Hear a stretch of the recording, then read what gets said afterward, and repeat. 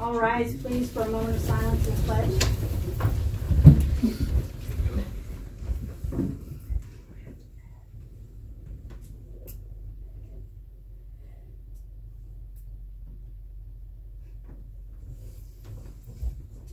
Pledge to the flag.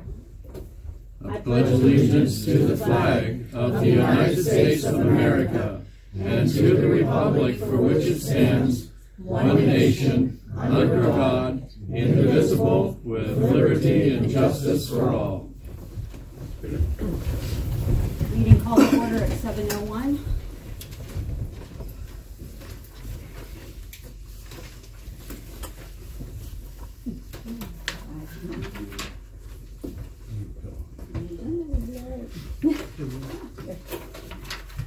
All right. Roll call, please. President Barbie Trent. Here. Vice President Joe Adam. Here. Calvin Glass. Here. Jack Root. Reverend Gerald Spade. Here.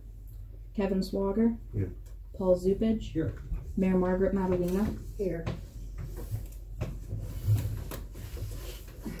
Do the reading of the minutes for February 4th, please. Regular meeting of Coalport Borough Council called to order at 7 p.m. with moment of silence and pledge of allegiance. Members President Mayor Margaret Madalena, President Barbie Trent, Vice President Joe Adam, Gerald Spade, Paul Zupage, Jack Roop, Calvin Glass, and Paul Swaggart. Guest present Walt Huey, Ian Gabrielson, Mike Delphos, and Sean Yeckley. Reverend Spade wishes to see the pledge recorded in the minutes, also suggested title sections. Reverend Spade wanted spelling corrections made to minutes. President Trent wishes to keep minutes short and to the point. Corrections duly noted and corrected.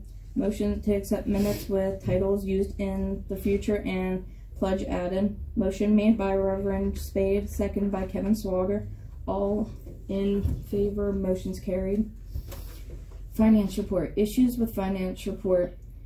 Council would like to return the previous budget and reports. Paul Zupage made a motion to accept bills for a total of $8,077.11. Calvin Glass seconded, 6 ayes, 1 nay from Reverend Spade. Motions carried. Workshop was postponed on Wednesday. Barbie Trent questioned whether the borough had finances to take on EIP at this time. Reverend Spade suggested tabling the issue until further notice, but stated that we would be paying approximately 10% of the bill for the agent. The EIP project began in November with a deadline of January 14th, 2019. This does not guarantee the borough would be able to save money. Reverend Spade again suggested tabling until a later date. Paul Zupage would like to open bids at this time with Calvin Glass in agreement. Price for program is not to exceed $37,750.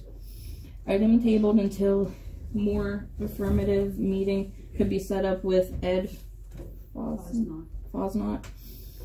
Water Authority seat vacancy left by Barbie Trent, who resigned.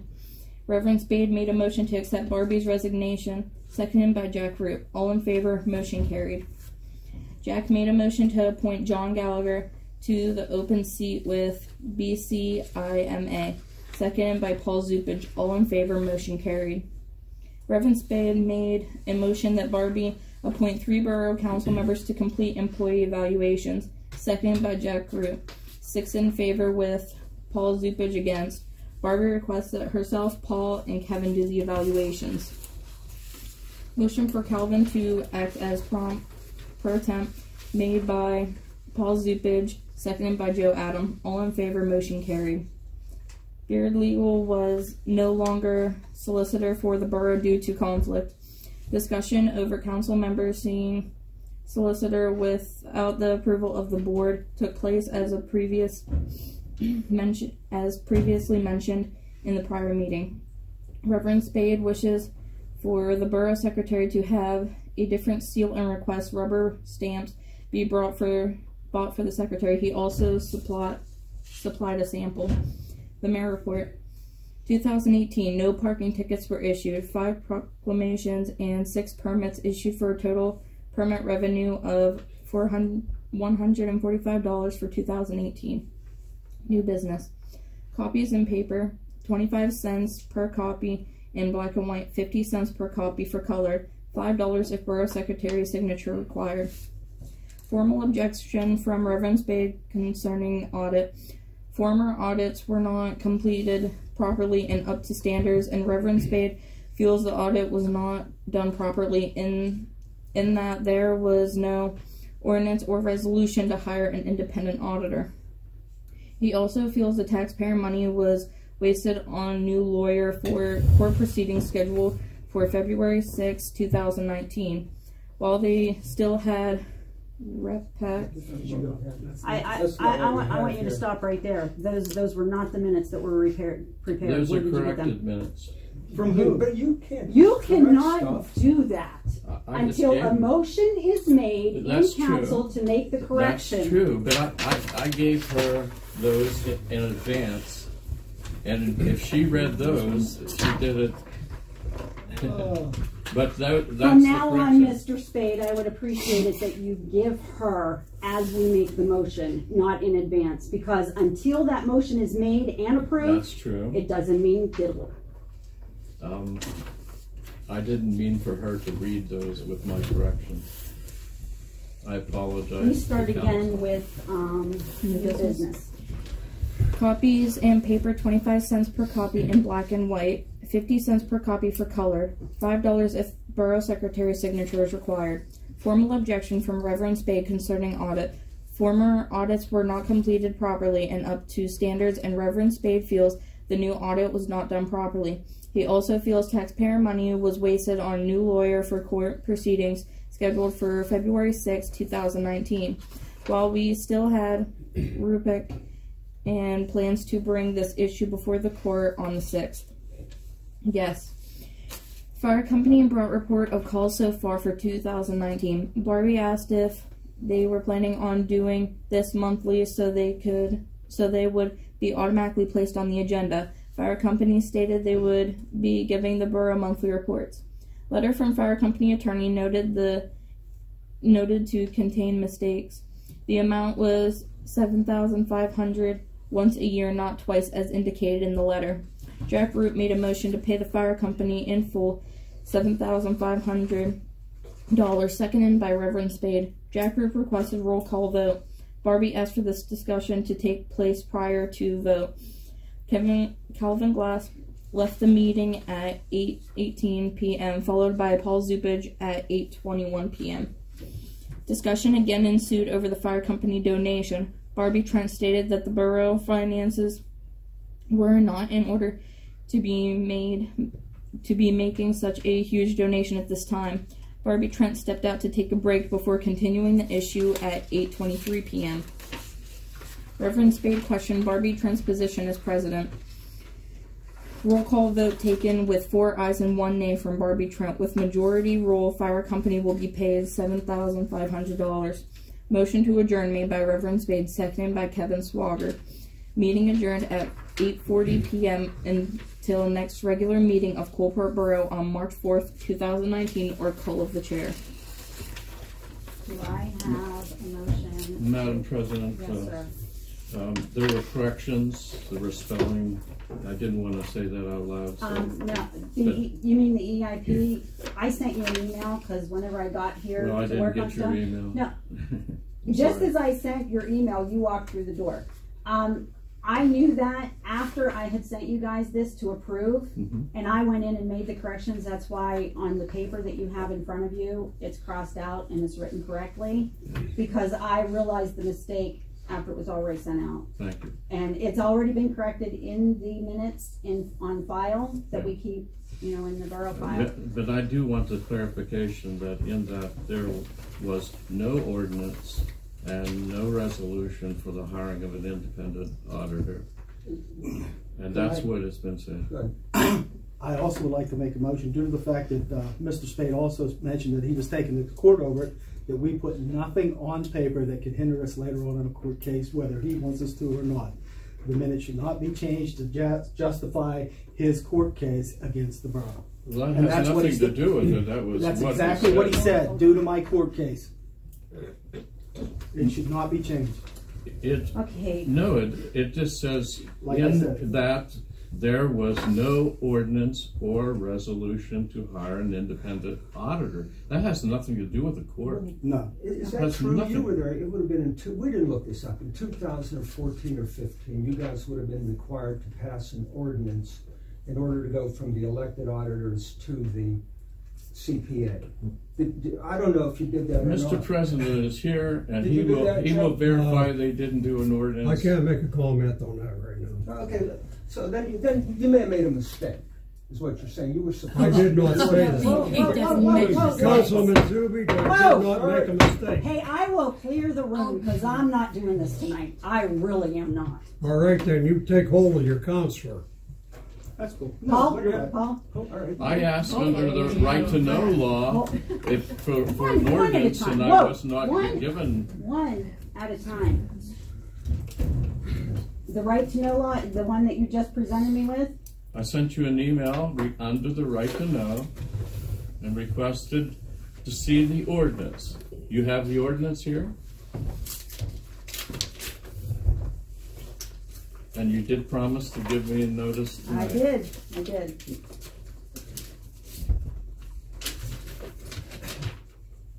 It's not the ordinance. Read the letter. Okay.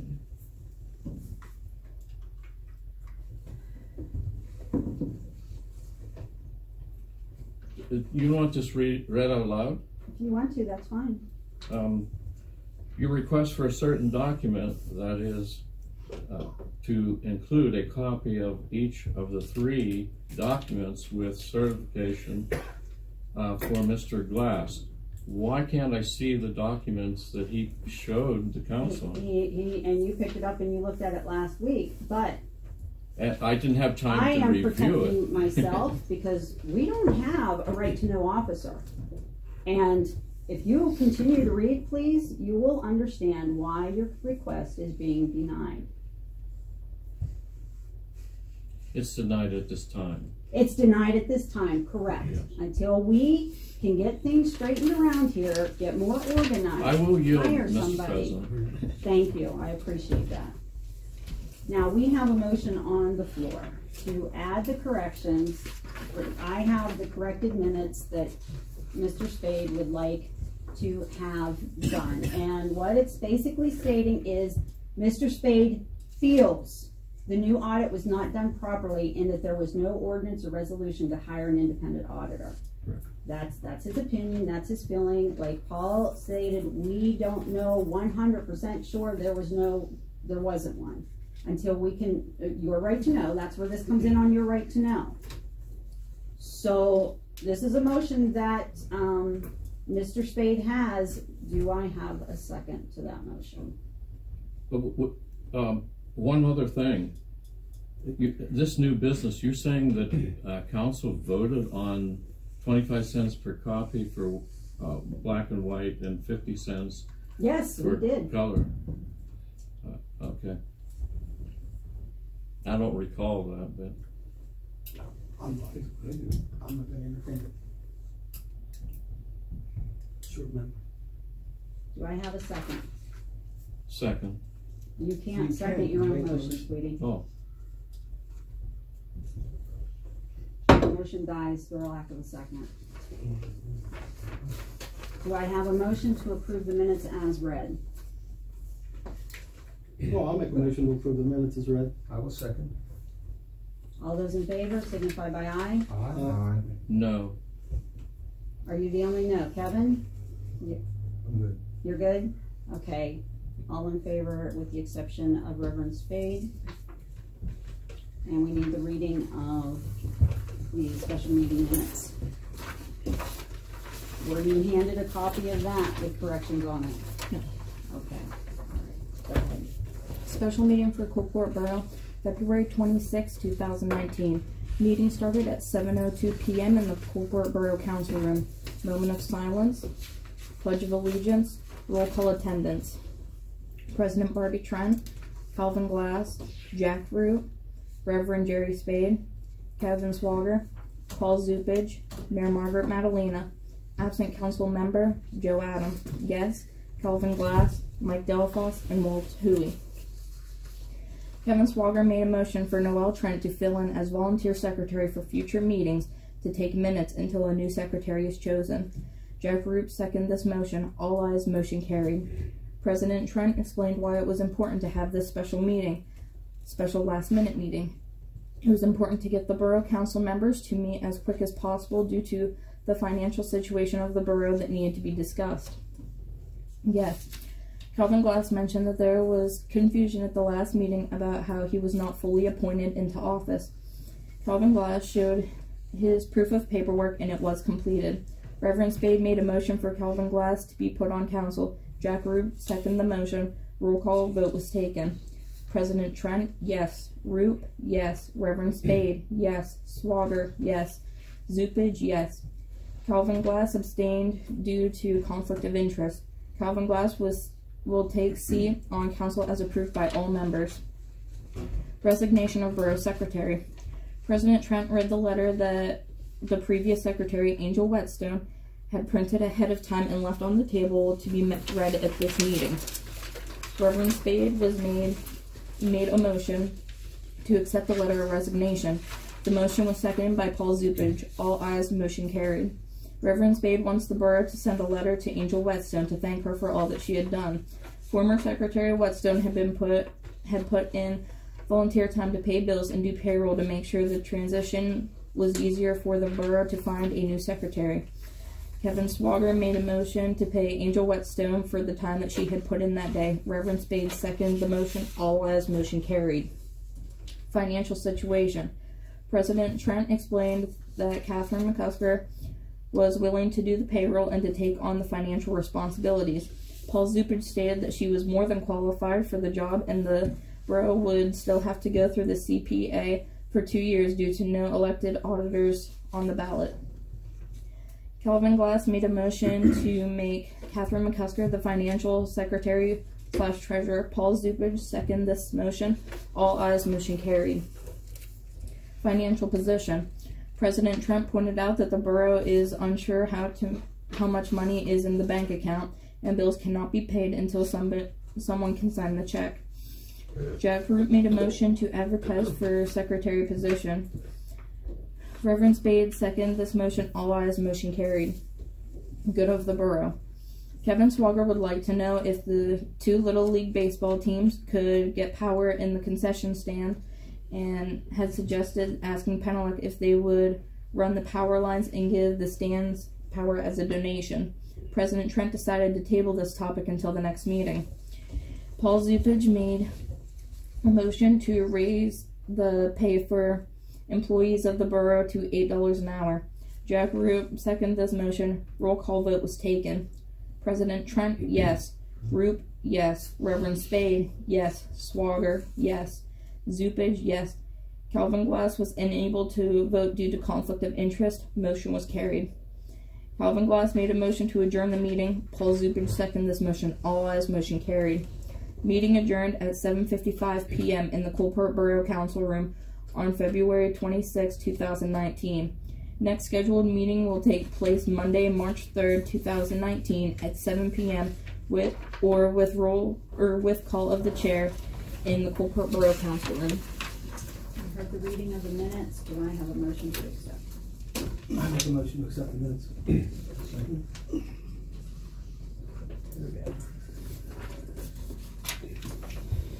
All in favor signify by aye. Aye. Any opposed?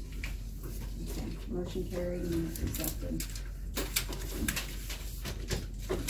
I was aware of Mr. Nevling, who gave me a letter to let me know he was coming, and I knew the fire company was coming, but I was unaware about anybody else. So let's do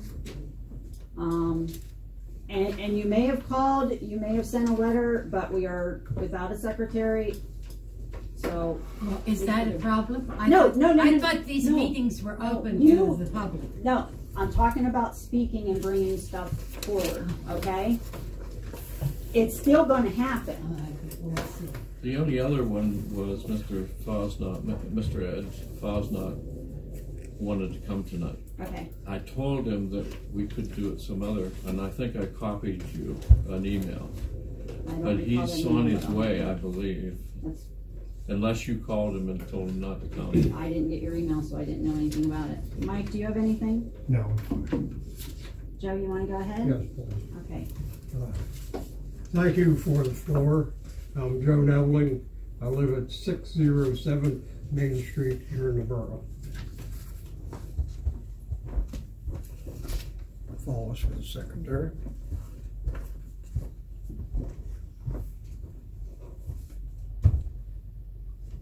I have a concern, and I'm representing some of these people here. The concern wasn't by motion, resolution, or ordinance for the removal of the arc light at the location of Walnut Street and Turtle Alley. This light has been in service since the summer of 1946, 73 years. I was informed by 2 councillors this light was not on the removal list. It's gone. In 2018, the Pennsylvania State Police responded to 7 incident calls on Walnut Street from Main Street to Union Street. Was informed this area and surrounding block and a half is a known high drug trafficked area.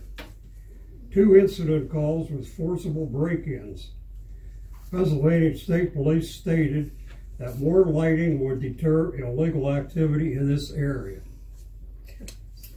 By this act of council, there are 15 tax-paying residents, countless foot and auto travelers that are affected by not getting the safety protection required by a municipality to its residents. That is a statement from the state representative's office.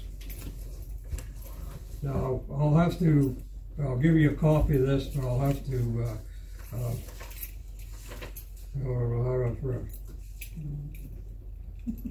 it. More or less amend it because I had, I'll see. Starting at the south end of the borough at Forest and Hickory Street, I'll say there was a light. There is not a light tonight. Was it removed from your property?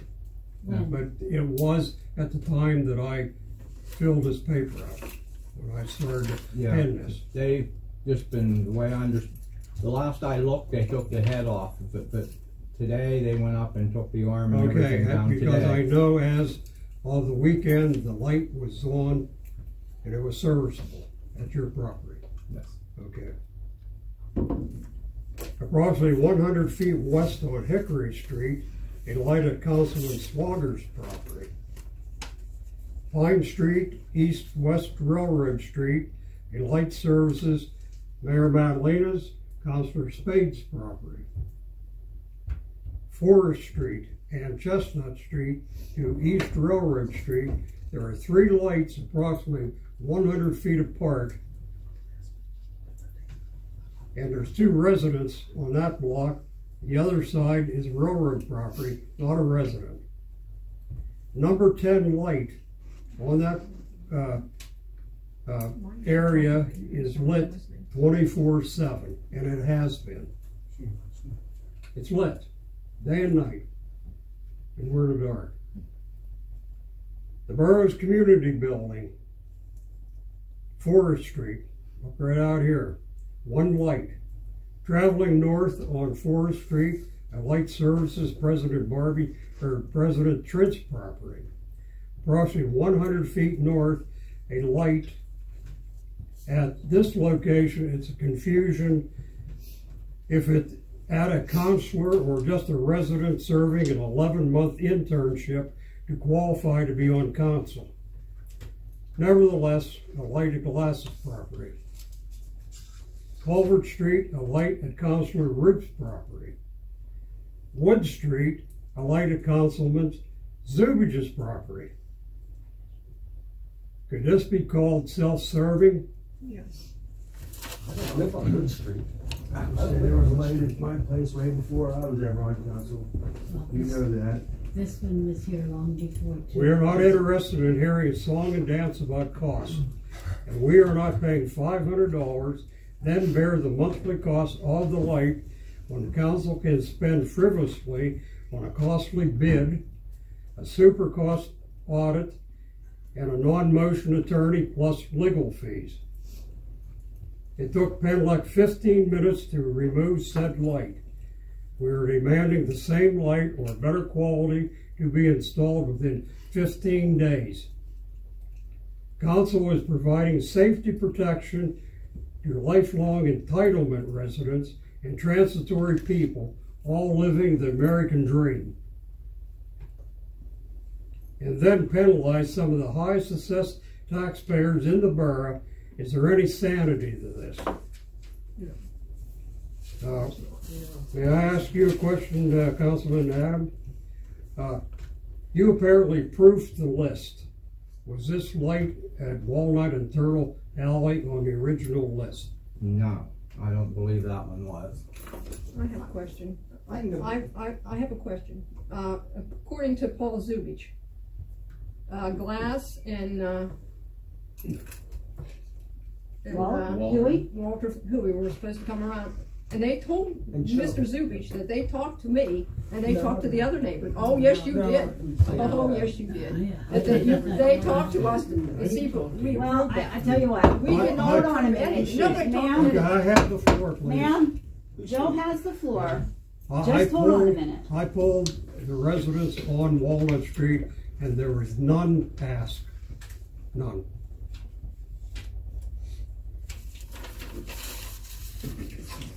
Is Penelec done removing lights? We don't know yet. I know there's been a couple removed that weren't on the list, so we haven't. Now, Calvin, could I ask you a question? Did you make any decision on lights?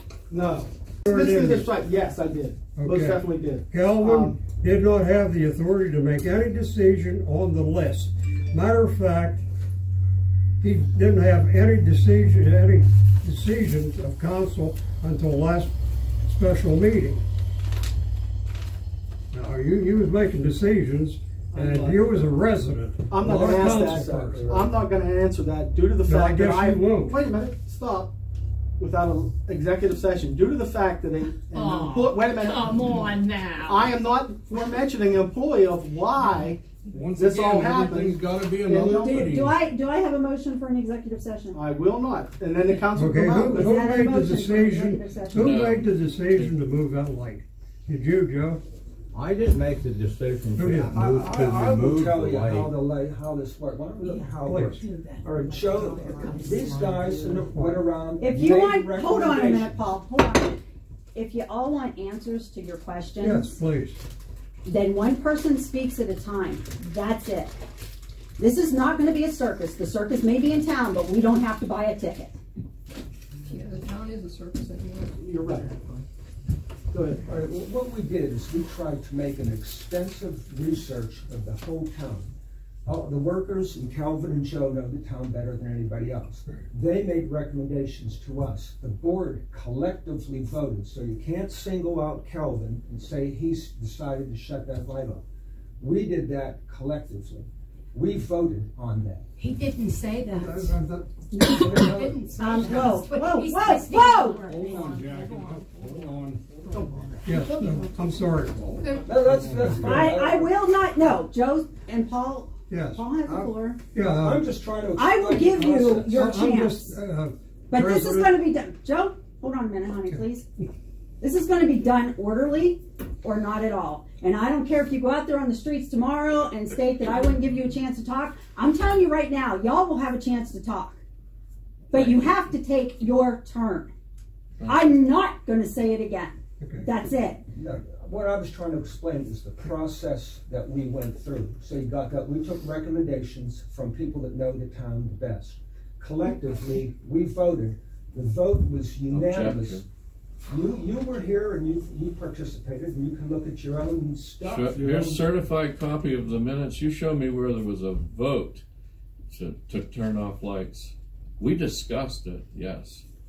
But you show me in here, in the minute, these are certified minutes of it. There was no vote. And I won't answer that without an executive session either. Well, you can look through here. I won't answer that without an executive session. I can say that Kelvin Glass never contacted. What's the executive session for? I don't have one. I don't have one. There has to be a specific reason why. Listen. Okay, the reason why it's listed on here is this is a format for me to follow. Okay, just because it's here doesn't mean we're going to one. But if I have planned for us to go one, then underneath here, do you notice how executive session is in bold? Mm-hmm. Underneath, there's, the subject we're going to be discussing. That's what'll happen. So if you see that's not in bold, an executive session, and there's a subject line there, then we're going to go into executive session. As it stands right now, no, we are not. And Joe and Paul still have. Thank you. So I was trying to explain the process that we went through. Now, whether or not the vote is actually recorded, we discussed this in great detail. Our conclusions were unanimous. We voted on this. Now, the question comes, why did we do this? It's a very unpopular thing to do, and we knew it. So I'll go back to 2012. Do you know how much street lighting cost in 2012? I know you don't want to hear this, but just, it was less than $2,000. Please don't dazzle me. I'm not trying. Well, we're stuck. I have to deal with figures, whether you like it or not. That's I the don't reality. I don't need 1%, a third, or nothing like that. Don't blow listen to the numbers. All right. Just listen to the numbers. It went from $2,000. We are now paying $12,000 for street lighting. From very expensive. Yes. Now here's another problem. In 2012, you had $147,000 coming in. We now have $127,000 coming in. You aren't aware of this. We had the audit that you all were just complaining about. You were in the red by $12,000 on your operating budget. Now that was done by a CPA. We are worried about 2018. We're not sure if we were in the red yet until we are audited. We had to deal. You hired a bookkeeper that didn't know how to do bookkeeping. I don't know how else to say we're not. I know. I'm sorry. I'm just trying to give You're them. getting way off the subject. I'm trying to explain our rationale for making the decision that we made. That's Let's give the person who has the floor. Let's give the person who has the floor the chance to speak. And then we're going to take turns. And we're not going to be arguing, and we're not going to be carrying on. I understand your rationality, but this particular light, if it wasn't on the original list, who called and said that it would be removed? Was it on the original list? Who called? There's only one person that called Penelec, and it's nobody sitting in this room. Nobody sitting in this room. Nobody sitting in this room. But we knew which light. The only one that's not on council is Jack Root. Did he call? No. Somebody called.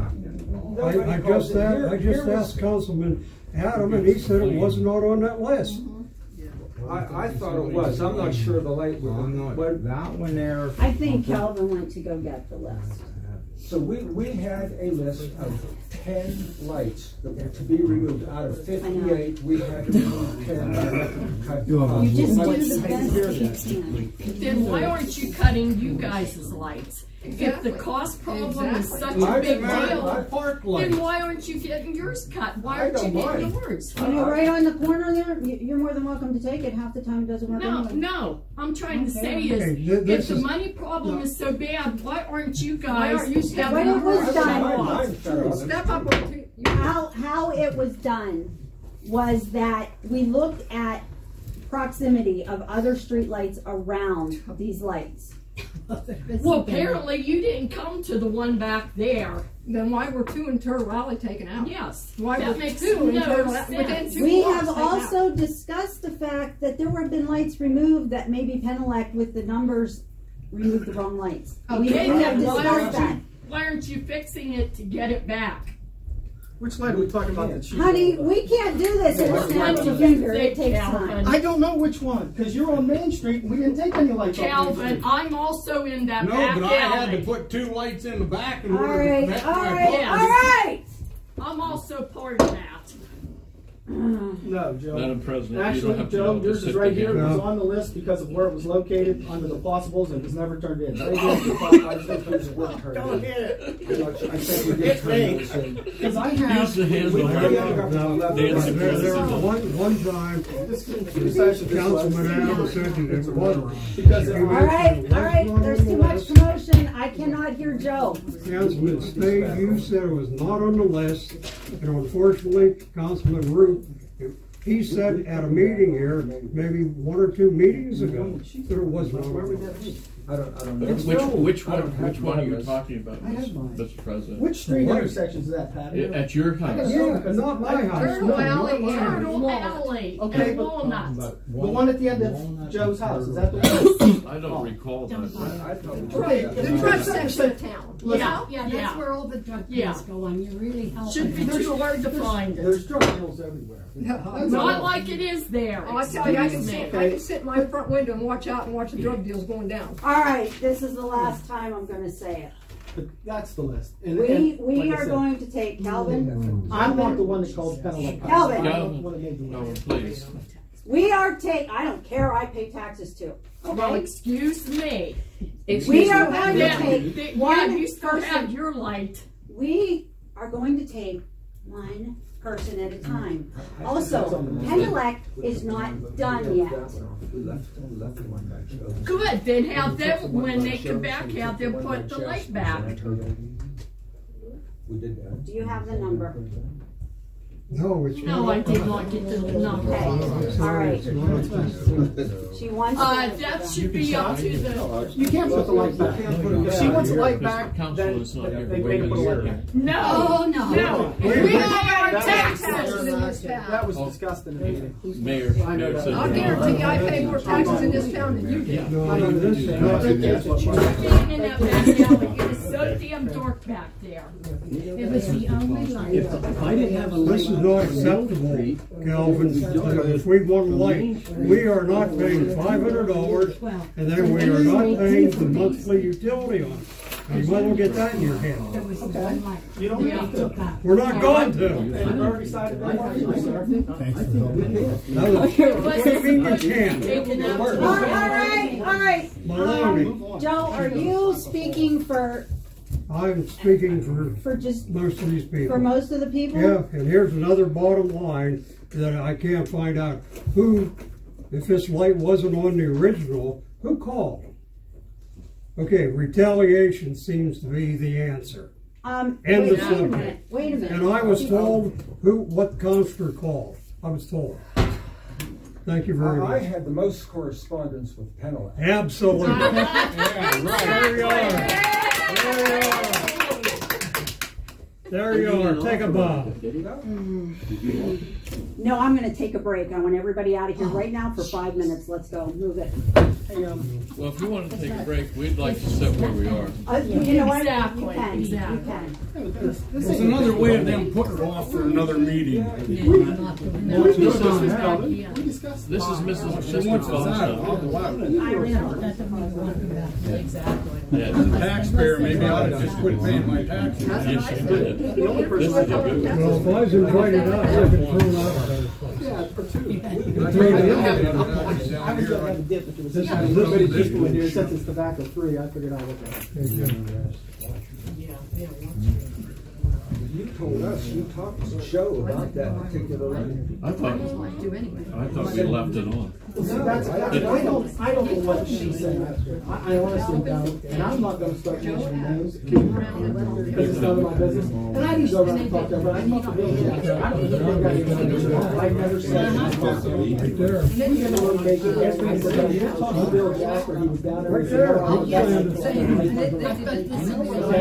This light down here was supposed to disappear too. Why hasn't it disappeared yet? It's on me. The problem is, Calvin, whether you like it or anybody likes it, we never voted. This isn't That's, I mean, you can find it in your.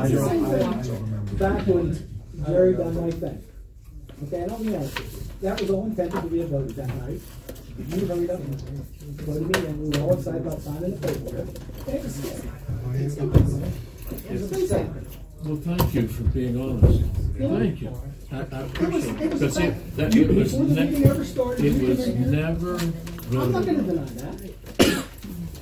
I'm not. I know as what long happened. as you do on what we did on the 26th, I won't pursue what I'm pursuing. We did do what we did on the 22nd. If we did it, then the resolution would be 2019 dash whatever number. We can retroact that, and you know that. We can Well, take that's that not back. what the motion was. I know, but we can make a motion to do that. Let's fix it correctly, just like So we would fix anything then, else. if you will allow me to withdraw my motion, because I can't be a part of fraud. I understand that, but you Okay. realize that the only person that done anything illegal was you. I'm a State Department. That's what I'm agent. saying. You realize that the only person that done anything illegal, according to their license, anything, was you. No. Yes, yes. If you check the thing, and I'll show you on paper, I got it right here, buddy. According to the 301 code, you being the notary that swore me in had to have proof that I had those items, and obviously you didn't do that. No, that didn't. You are the only one that. All I did was administer Right, the. and you can't do that. You until can't do have that those until you things. have those paperwork. That's true. It says before. So That's you true. So the only person that done anything illegally, Mr. Spade, was you. Would arrest me then. But I'm not that kind of person. People make mistakes. Let's fix them and do it correctly. All I did was administer the. But you were supposed to ensure that all those items are done. Well, I didn't even know about 801 until the president told me. There were some misfilings going on, or we'd have caught it then. Are you guys, But we never everybody's here did that's with you a guys? motion.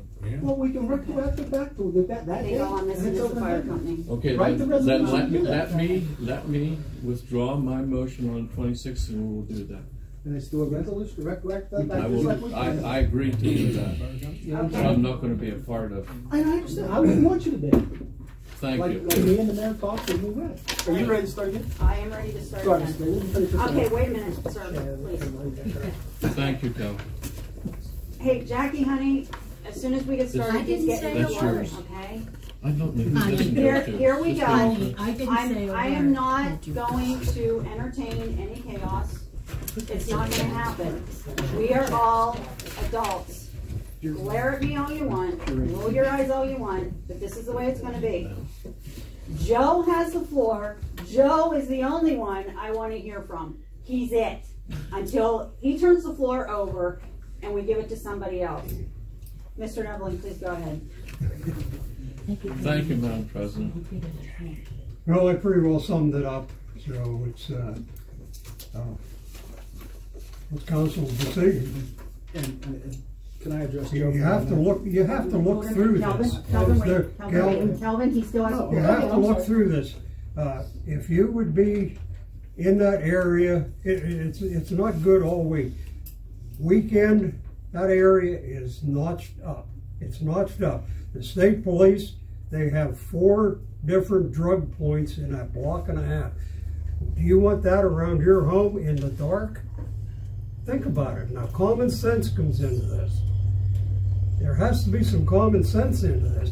And for us to barricade ourselves in, here Mrs. Askey, she went and she got a security system to put in because she's afraid to stay there. Is that right? That is not right. That isn't right. And as far as the lake down here that you're accusing President Trent of, it is on the list. Why they haven't removed it yet? I don't know, but Okay. like I said, I'm not the one that turned the list in. Okay, I'm not the one that called Penelec. Okay, we were told when we done this that the lights were going to be down for a year. They were on. They were the lights that were not on contract. They were the lights that were open that had the old bulbs in it that we were paying 12 something.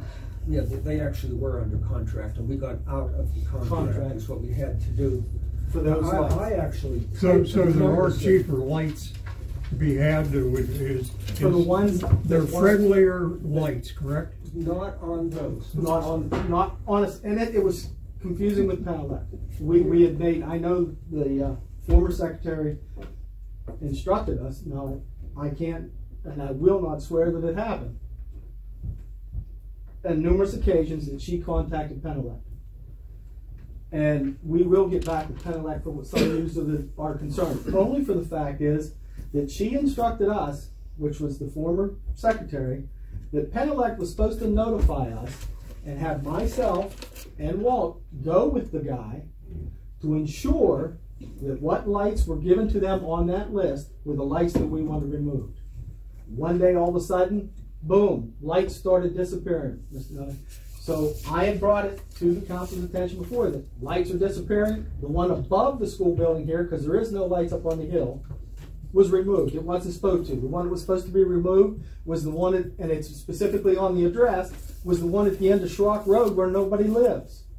It's up there in the middle of that dirt road in the dark. Why the borough is paying for a light in the dark, I have no idea, in the woods. So, okay? so there is a miscommunication between what the list was and Penelec. And you have made a fine list. If you compile that list that you have, that the lights that are out that should not have been taken out, and you feel should be taken out, and you leave it here, I'll find out somehow, either with the president or something, to make a call back to Penelec and fix some of those lights. No, I didn't, excuse me, I hate to interrupt and I hate to be interrupted, but these lights that I said, I was not in any intention on dimming them, taking them out.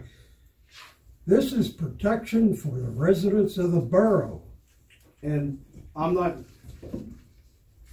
and remotely, because there's no way I can justify myself to anybody in here, okay? Because obviously if you come up to my house and you pulled out my tree or walked away with my car or you walked away with something that's been there for 40 years, I would be probably upset without notifying you, okay?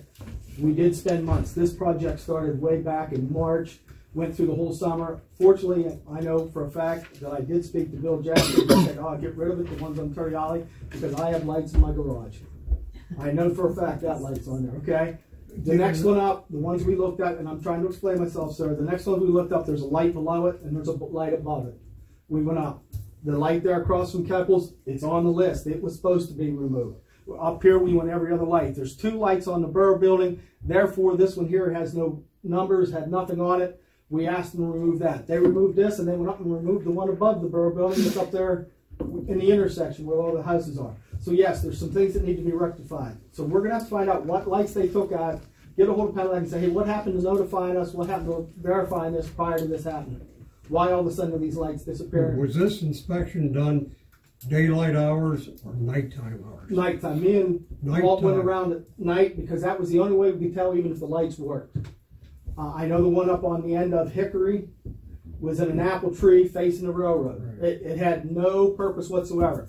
The one on Blaine Street is actually almost in the township. There's nothing up there but the one house. There's no reason for a light to be up there. It's on a main township road.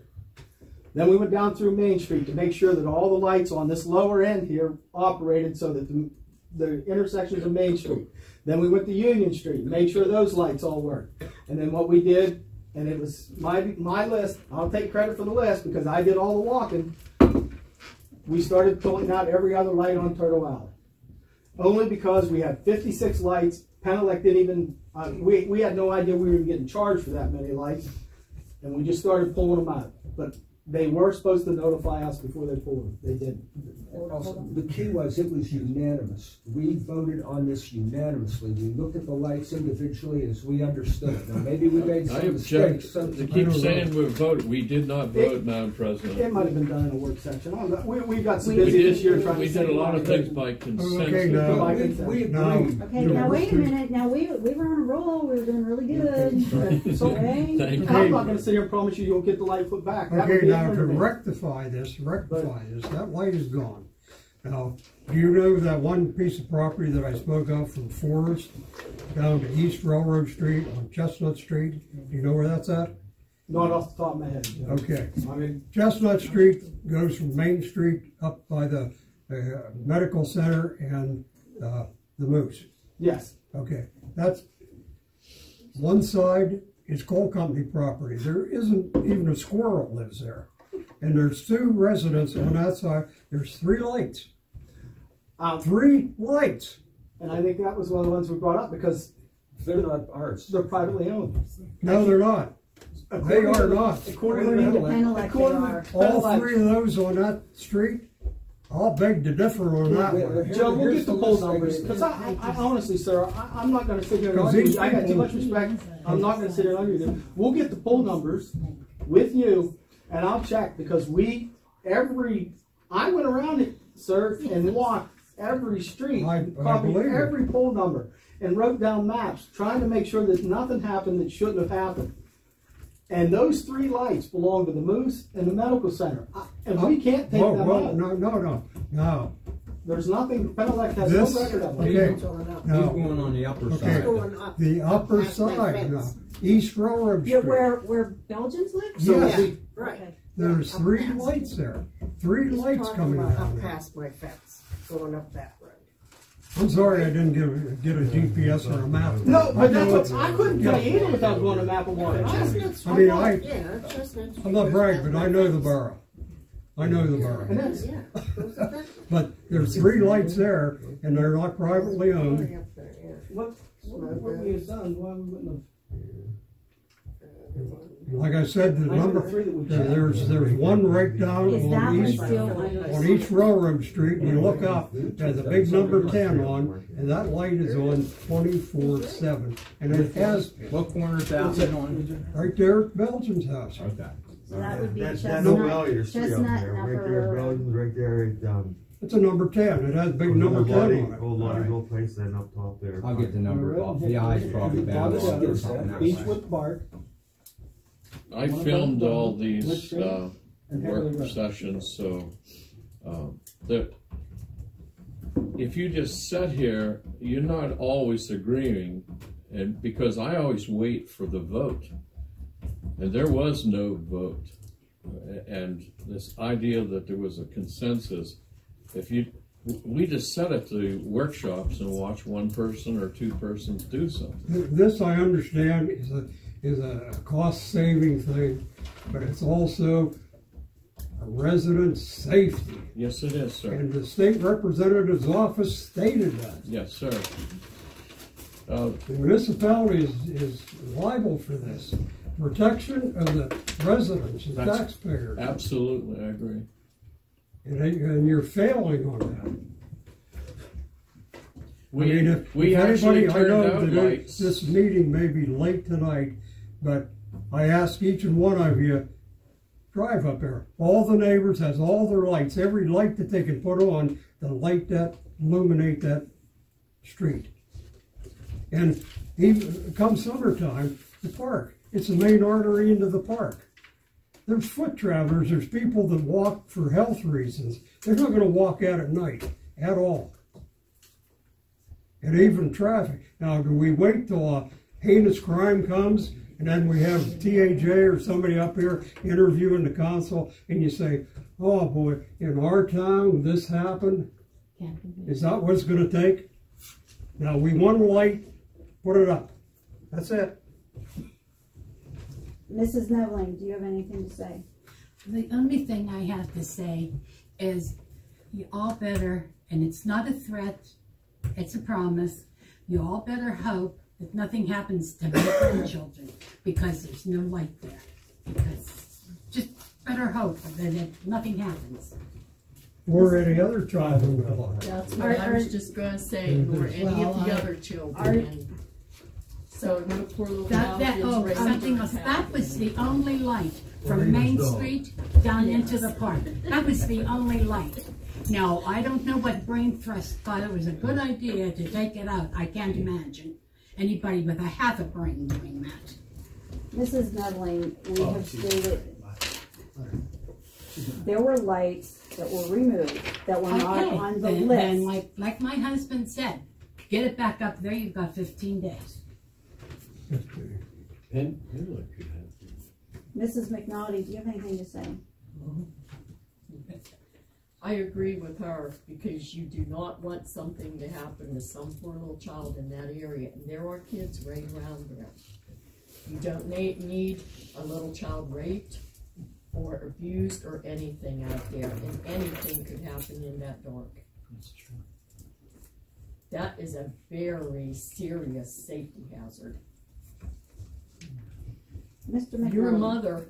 You ought to know what I'm saying. I do. Now, crime happens everywhere. Exactly, but if you was living there and you had children there and it's total dark, How would you feel, President Trent?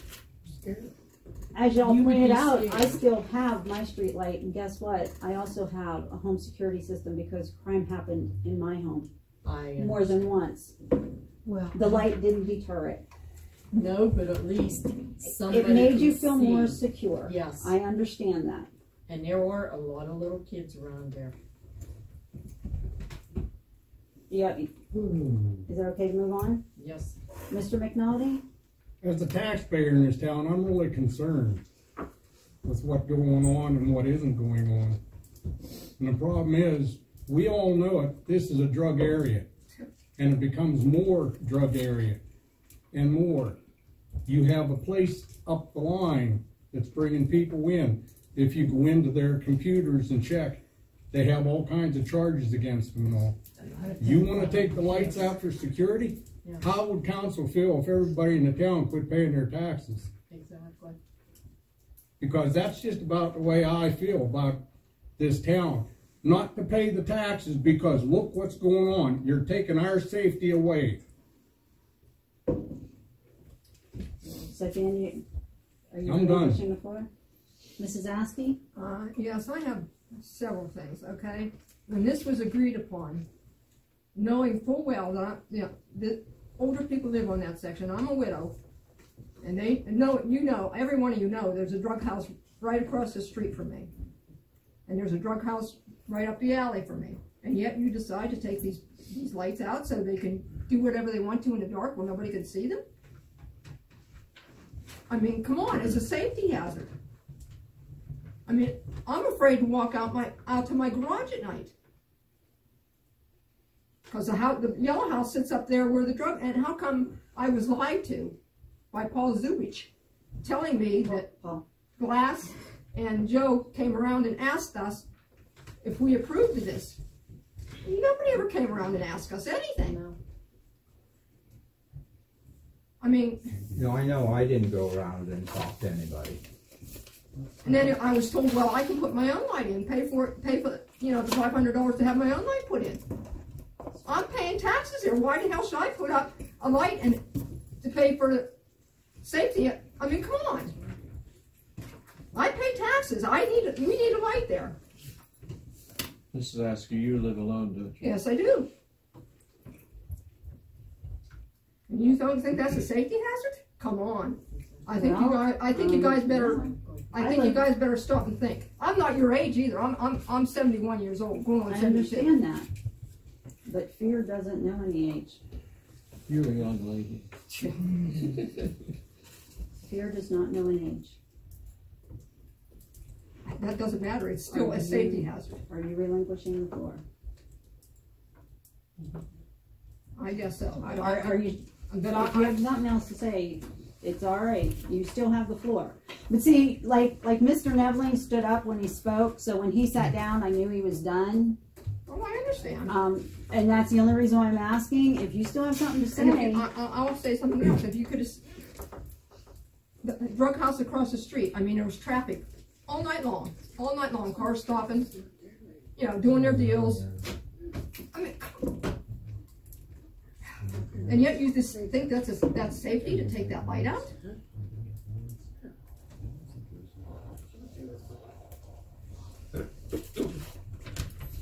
Well, I don't know.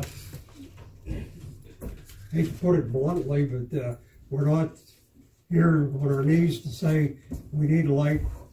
We want a light, and we want that one up regardless. We want that light back up. Equal quality. This is the one light at Turtle Alley and Walnut.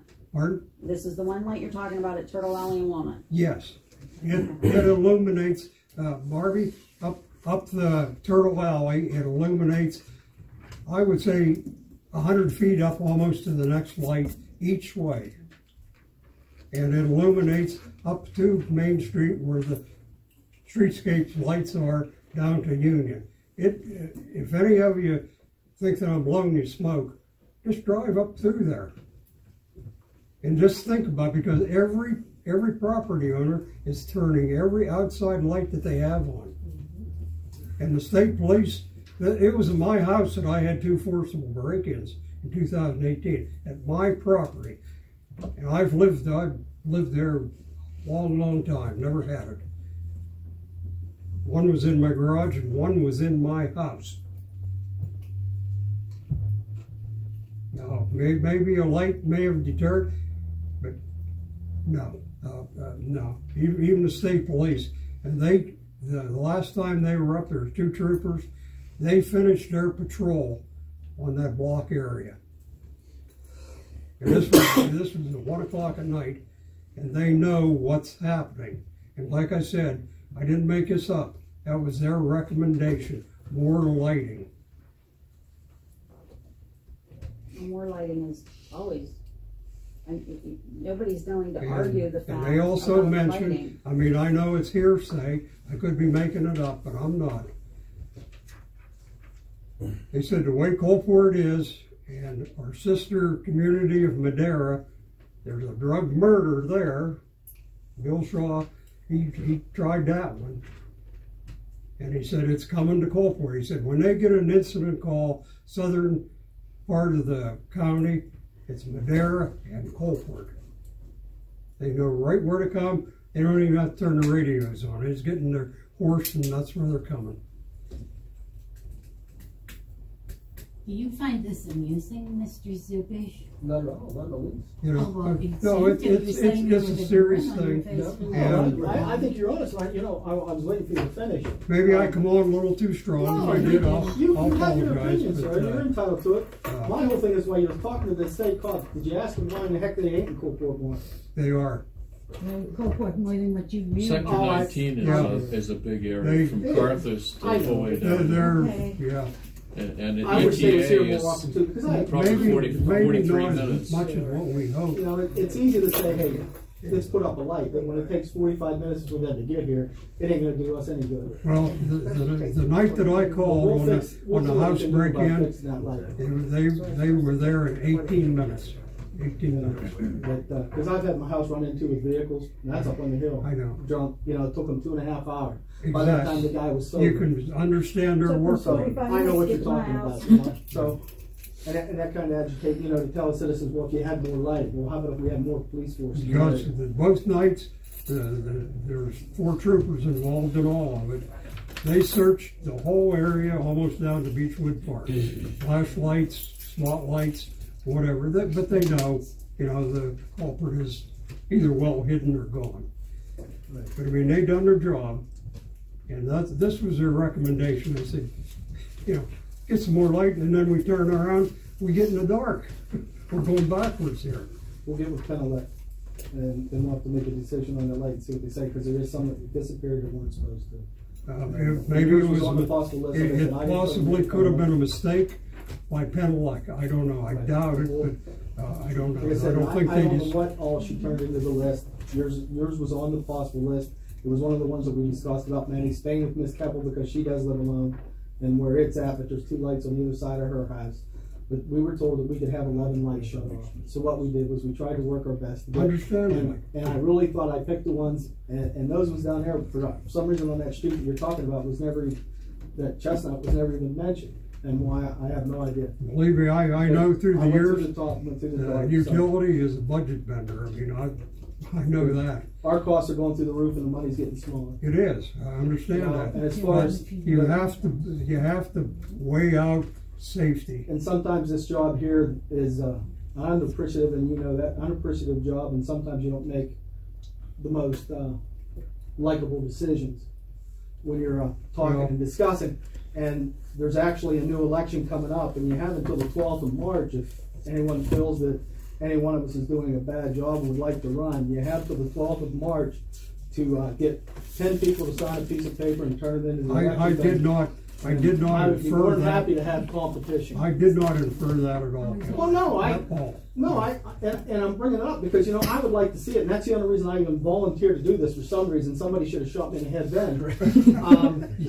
But the paycheck was good. Yeah, the paycheck was fantastic. So I couldn't. The retirement and the benefits that even I get working, you know, getting up at 2 o'clock in the morning and plowing snow. But I certainly hope that I laid it on the table.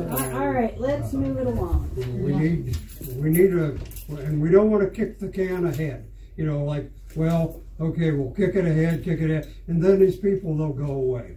This is not going to go away. Okay. I'm sorry. So I yield the floor. Thank you, Joe. Fire company. All right, in the last month from your last meeting till tonight, we've had 0 calls for fires, 0 calls for motor vehicle accidents, and 4 calls for our quick response units with the ambulance. Year to date, that sets us at 2 calls for fires, no motor vehicle accidents, and 14 calls for our medical truck. Also, we came up with a date for our poker float. I don't know who we're supposed to tell about that now, but June 9th. June 9th for the poker float.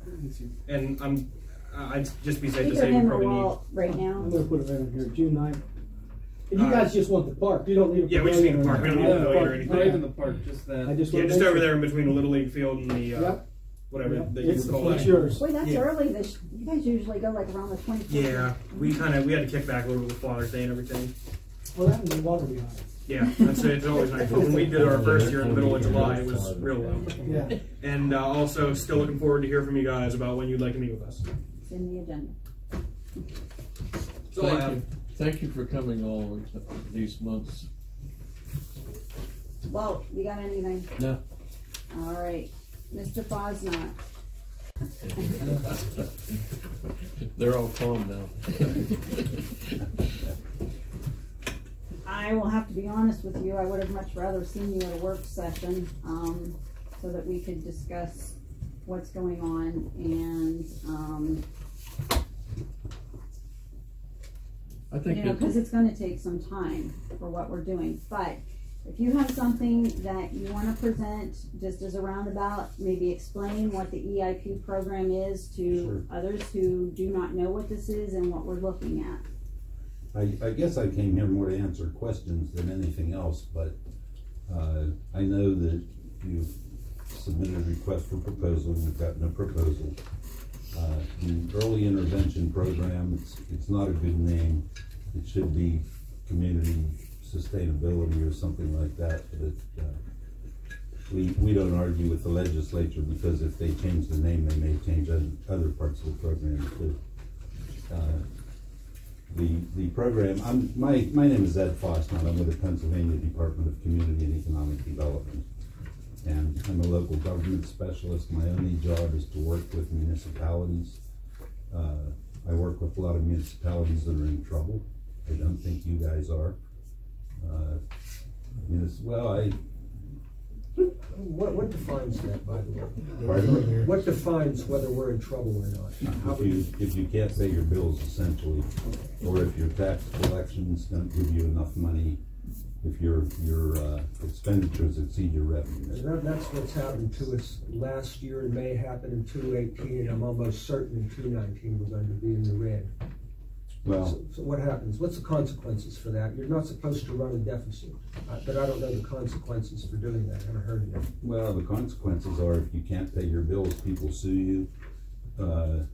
You end up, and this isn't something that happens overnight, but you end up that either you or a petition of your citizens or the Secretary of DCED declares you to be distressed. You're then under Act 47, which is the Municipalities Financial Act of 1987 or whatever year it was. The state comes in, they hire a person called the Act 47 coordinator. That coordinator works with council. You prepare a recovery plan. You cut all your spending to the extreme bare bones. Usually you don't spend money on things that you would like, and it works well for you because you say, I'd like to do that, but the guy from the state told us we can't do that. Right, that's what's happening to us tonight. We're figuring that out. We made some cuts that were very painful. We're going to have to make more. The revenue is not there. Well, that's right. Municipalities don't have the money they used to have. No. The large ones and the small ones. A lot of cities are in trouble right now. I oversee the recovery for the city of Newcastle, the city of Aliquippa, the borough of Greenville in Mercer County, and recently the city of Farrell in Mercer County got out of distress status because they made some tough decisions, and their council did a good job. They had a lot of guts, but they're back in financial stability now. But that's not what we're here to talk about tonight, because you're not there. If you were, I would know it. not from you guys, but from the reports, well, actually the reports that your secretary sends to the state. Actually, she's just here for minutes. Our secretary resigned. Okay, well, I was challenged. Hopefully somebody sent it. Yeah, I was challenged when the bid was opened up for $37,750 that it's possible that we could apply for 10%. Can you answer, would we be eligible, or do you think we could apply for a 10% match? Sure. Normally, and are you familiar with what the program does or what it offers? Yeah, I am a little bit. I've read your guidelines, if I remember them all. Can you share it so that everybody can hear? Sure, you would hire a consultant. That consultant would work for you, not for the state. They would come in, they would evaluate your finances. They would look 5 years into the past, 5 years into the future, what they anticipate happening, and they would make recommendations. They would also look at your operations, and you probably don't have a lot of employees, if any, but you do spend money. They would look at what you spend money on, determine if you're making, I don't want to say a wise expenditure, because I think everybody exercises wisdom on councils. I know about that. They would determine if maybe there's a better way to do things, a cheaper way. They would help you with that. They would look at other things. They would look at your borough. They would look at your fire department. And you guys, I got to commend you. If you've only had a couple calls, good for you. You're a lot lower than most municipalities for fire calls and things like that. Well, this is just, excuse me, so you understand, this is just the borough, correct? Yeah, this is just this borough. These guys also, I mean, they give us a report, we ask for Coalport Borough, but our fire company travels a great distance and protects a whole larger area than what's visible here. Okay, and well they do get numerous jobs. We hear the tones and stuff going on, so. Actually, QRS we're up to a total of 79 right now. In fire and MVA, we're up to a total of what, 20 so far just for the year? I think it's 20 or 21. Okay. Well, anyway, Intergovernmental I think you're doing a good job. They would look at your fire service. You don't have police service, I don't think. They would look at issues, crime type issues, and maybe recommend that you don't form a police department, but maybe you get with 2 or 3 other municipalities that also don't have police and you would like to have them. And they would help you, and we would provide grant funding if you want to do that, to form a regional police department. It's one of the things they would look at. They're not going to tell you to do it, and if they do tell you they recommend it, you don't have to. It's entirely up to you what you do with the program. They're going to give you a list of recommendations on things that they think will help improve your borough. You don't have to follow the recommendations. It's not mandatory. If you choose to follow them, they're grant eligible from the second round of early intervention grants. If you get to 10%, and I'm the one, if you make the application, I'm the one who would review it.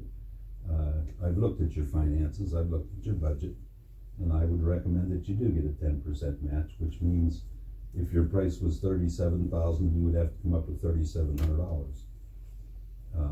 I consider and say I guarantee you'd get $3,700 back, either in improvements or in future grants. But I'm probably going to be retiring in July, so if you don't, I'll be in Slippery Rock Township. But anyway, you get your money back in either improvements, grants that you'll get for things that you would like to have, that you don't have the money to buy. And if you can get them with a 10% local match, that's a pretty good deal. We don't buy trucks, we don't build buildings, things like that. But we do, I don't know if we buy a lot of computers. I don't know how your code enforcement works. Doesn't. You don't have code enforcement? Not an effective code enforcement, no. Well, they would Act 45 covers us mostly. Okay, well they would help you figure out how to have effective code enforcement and to have it pay for itself.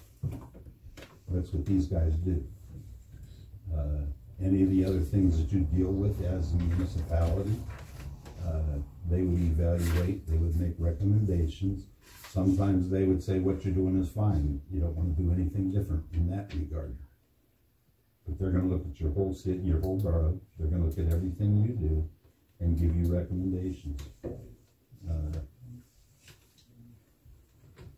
That's pretty much it in a nutshell. I know you have a proposal. What I would suggest you do, if you're interested in following up, is bring that consultant in, talk to them, tell them they should, if they've done a good job of preparing themselves, they should already know what you do in the borough here. They've probably already gotten your well, they haven't gotten your financials. They won't do that unless you hire them. But when they come in, they do this work for, who'd you get it from, Pennsylvania Economy League, Reverend, the proposal? I don't have my paperwork here, but I gave it to the borough, so I don't know. That sounds familiar. That sounds right to me, yes. Guy named Jerry Cross. Yes. Yes, yeah. Okay. Yes, that's it. They do this all the time. They work for a lot of municipalities. He would sit down with you. You would tell him what you would like him to do. He would tell you things that you haven't thought of, but when he mentions them, you're going to say, yes, we want you to do that. The thing about the program is until you spend money, you have no obligations. If you apply for the grant and the grant's approved, you have that money available to pay a consultant. Until you actually start the program, you have no obligation to pay anything. Once you start spending money, you're obligated to come up with 10% of that cost if you get a 10% local match, and you probably will. I can't guarantee that, but you probably will. If you send Pennsylvania Economy League a check for their services, you're required to pay 10% of that, and the state will pay 90% of it. Does anybody have any questions for Mr. Fosmont? I actually might. You were describing the type of grants that are available to us. Could you go into a little bit more detail of what we could actually apply for? What would you like to have? New equipment, new roads. No. Yeah. So, in general, what is the building that needs a new roof? New heating system? Probably not. Those kind of things aren't eligible activity. We don't build buildings. Yeah, it seems like it helps us with everything but what we need. Right. And if we bought new backhoe, if we bought half a dozen trucks, we'd be out of money. Right, right. Because they're like $90,000 a piece now for one of these big trucks that plow the road. We haven't got one. Yeah, we already have it. No, we have a good loan program for those trucks. Loan program. As far as money wise, then, I mean, if the borough is going to go at what point $3,700 in debt to pay this guy $37,000. Well, it's not a guy; it's a firm. A firm. He has several people he works with. But to me, in my own opinion, I'm looking at when you see on TV where somebody said that, hey, they saved me $250,000 and it only cost me $260,000 to do it. That's where I'm kind of reluctant. They went with this. I think you're exaggerating a little bit. No, because I went with this flood project here. I came in here after this flood project, and I really feel that the citizens of Coalport were robbed by the state, DEP, and everybody else. They put money out, and the only thing that happened down here was they moved telephone poles. And we put money. We paid attorneys. We paid surveyors. We paid. I mean, the bill that poor Mr. Nebling and them went through was endless of things that they had to continually pay, and well, we just recently, but that doesn't happen. And we got nothing for it. That's not something that happens with the early intervention program. But I think the bottom line here is where we're all getting at is that the borough has specific needs. We need either a new building or a new roof on this building. We need equipment that the borough workers are not risking their lives to get on. And you're telling us that the things that we need that are a necessity aren't covered under these grants. So how can I even justify saying, okay, let's give them $3,700? And I don't know if you know a whole lot, but up until like a couple months ago, for almost a year, we were debating with the fire company over, and we see what they do every day. It's just that we don't have that kind of funding if it's not going to provide stuff that we Well, absolutely if need. there's no interest in looking at the program, just tell me and I'll go home. Well, I mean, it's not an interest, but I'm just trying to see in a whole picture that what we might benefit from, because so far, to me, it has just been conversation. The items, and like the president said, the items that this borough is really in need of, you don't cover. That's right. So the $37,000 pays for what? The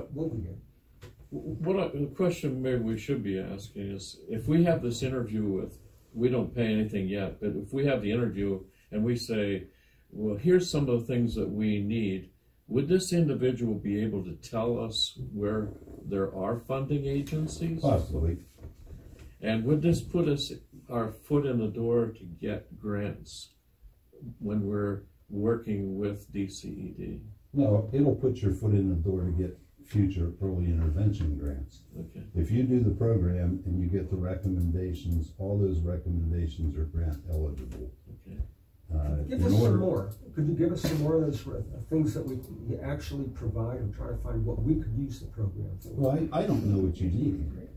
Well, those things we mentioned. We need a furnace, we need a roof, we need roads, we need backhoe. I mean, the last thing we need is a flower pot. Police force. Well, how about a police force? There's a fine one. I mean, where would it get in here? A police force? The regional. I mean, he can advise us, but yeah, that's they've had those grants before, where the state or the county says, okay, we're going to give you $38,000 a year for 5 years so you can play a police force. Yeah, but when the fifth year's up, now it's up to you to afford the bill. Well, we know as a borough, there's no way that in 5 years or in 50 years, unless we saved every dime, maybe in 50 years, that we could pay that $38,000 that we guaranteed to pay. We would. Could he show us that we will be able to pay that and guarantee us before he gets paid? Well, no, he's not going to do anything without getting paid. Yes, I do. I work 2 weeks. Well, you're on the council. Okay. Yes, but the state is going to be paying 90%. I understand that, Mr. Spade, and I am all for a program. Like I said, I'll vote yes to anything that if it was going to bring something to Coalport and it didn't cost us more than what it was worth. Well, let me finish, or at least let's stay on track anyhow. Thank you. Regarding a police force, we would, if you were to decide you want to do a regional thing, we would probably fund some of that. But we're not going to pay for a police force forever. Nobody's going to do that. You have to do that yourself. We would probably fund some, if you were to form a regional police force with the departments or the municipalities around you, we would probably fund some of your chief's salary. We might, and this is a we might, this isn't a definitely we would, but we might do something like pay 75% of the salary in the first year, 50% in the second year, and 25% in the third year. But we would not pay for that police chief forever. Nobody's going to do that. I understand that, right. But if you wanted to do it, and if the other municipalities wanted to work with you to do that, and what you would do, if using that as an example, if you formed the regional police department, you would get in what's called an intergovernmental agreement with the other municipalities. You would in that agreement, you would determine how the police force is governed, and you would probably set up some sort of a governing board where based on population, you would have representation on that board. If you're the largest municipality in that, maybe you have 3 members on that board. Maybe a township that's 1/3 your size would have 1 member on that board. It works that way. Or that's one of the ways it can work, I should say. Similar to the water authority. Something like that, yeah. Yeah, it's not an authority. No, I understand. But it's the same thing. You'd probably call it a commission. Yes, I got it. You can do that. We would fund whatever it would take to put that together. There would be legal fees. There would be the agreements that you'd have to do with the other municipalities, though that is a cost. Does it pertain to one special, only one county, or what could it take in more than one county? Oh, it could take in more than one. Well, you're pretty much in the center of the county, aren't you? Yeah, we're very bottom. Oh, are you? Yeah. Okay, so maybe Jefferson County or Cambria County, about 2 miles. Yeah, you can do that. They can cross county lines. Okay. And you know, if you have a water authority, is that what you have now? Yes. Oh, yeah. Similar concept, 3 municipalities. They would look at that water authority and determine if there are ways to do things more efficiently with it. It doesn't cost us money. It's not that type of. It doesn't cost the borough council, the borough specifically money. If it doesn't cost anything, then you probably don't want to fool with it. No. Right. But everything that you do, everything that you're involved with, every service that you provide for your citizens, they would take a look at. Yeah, which is virtually nothing. It's just, think of this, it's every cent that comes into this place is $126,000. We're trying to run a budget, a borough and a household budget. There's just not a lot for those people to look at, and I have some understanding of what those people do. Well, quite a bit actually. Where are your taxes? 28 mills. There's 2 million assessed real estate, so you have 26 mills. If everybody, 28 mills, if everybody pays, you bring in $56,000. We're bringing in approximately $40,000, and all you got to do is look around town, and you can see that number is just going to continue to decline. Sure. So our revenue will continue to decline, our bills will continue to go up. You're not at the tax limit, are you? Pretty much. 30 would be the tax limit. We're at 28, but each mill brings you in $2,000, so you get nothing. You know what I mean? It's a pittance. Yeah. We have a building. We can't afford the maintenance on this building. There's another possibility that they might recommend, and I'm not recommending this. I'm saying it's one of the options that you can consider. Are you familiar with home rule? I am a little bit. I read about it. You're kind of restructuring the way the borough is governed, though, aren't you? We don't have wards here. There's no wards. There's none of that stuff. It's just 1/3 of 1 square mile in area, a population of less than 500. Home rule would be kind of difficult, as I'm trying to recall the particulars of that. Home rule's not for everybody. No, but it's good for some.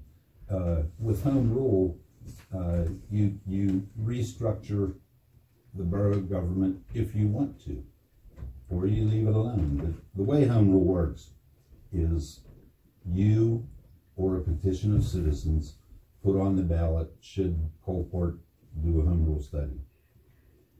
At the same time, people who want to be on that study commission, they're not the council, any resident, any voter in the borough can be on that study commission.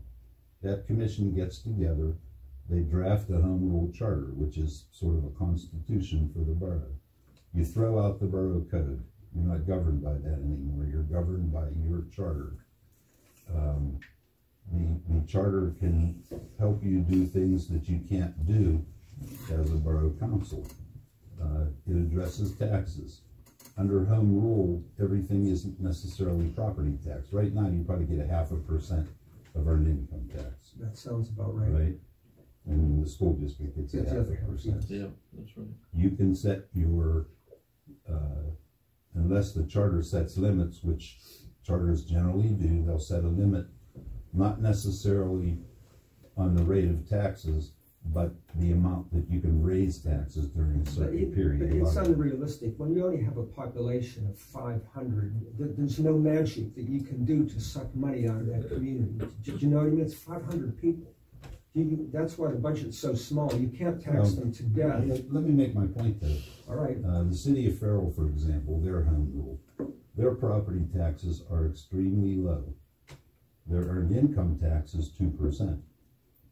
So they get 1.5% of earned income tax, whereas you get 0.5%. In the borough of Greenville, they're looking at home rule right now, and 0.25% of earned income tax brings in more money than like 3 or 4 mills. That won't happen here, though. Well, how do you know that? Because I can do the math on that. I already know just by looking at the budget. If real estate right now at 28 mills is bringing in $40,000, it's not based on real estate. I know it isn't. I know it. I'm making the comparison. You were saying that might bring in more than real estate, and I'm saying that it won't, because we're bringing in 26,000. I don't have that budget in front of me right now, so I'm trying to go from memory. And again, you only have 500 people. A lot of those people don't work.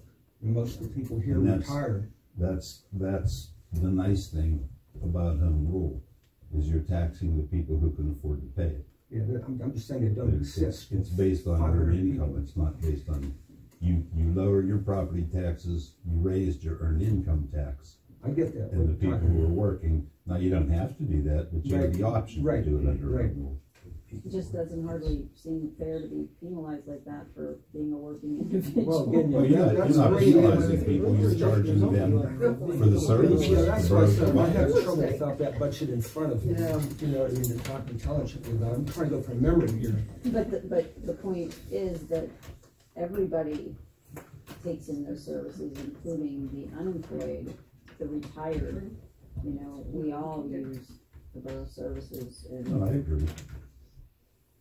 I'm not saying you have to do that. I'm saying Yeah, it's that's one one of the option, right? options. It's something that you can do. Under home rule, you can decide that you want 3 council members.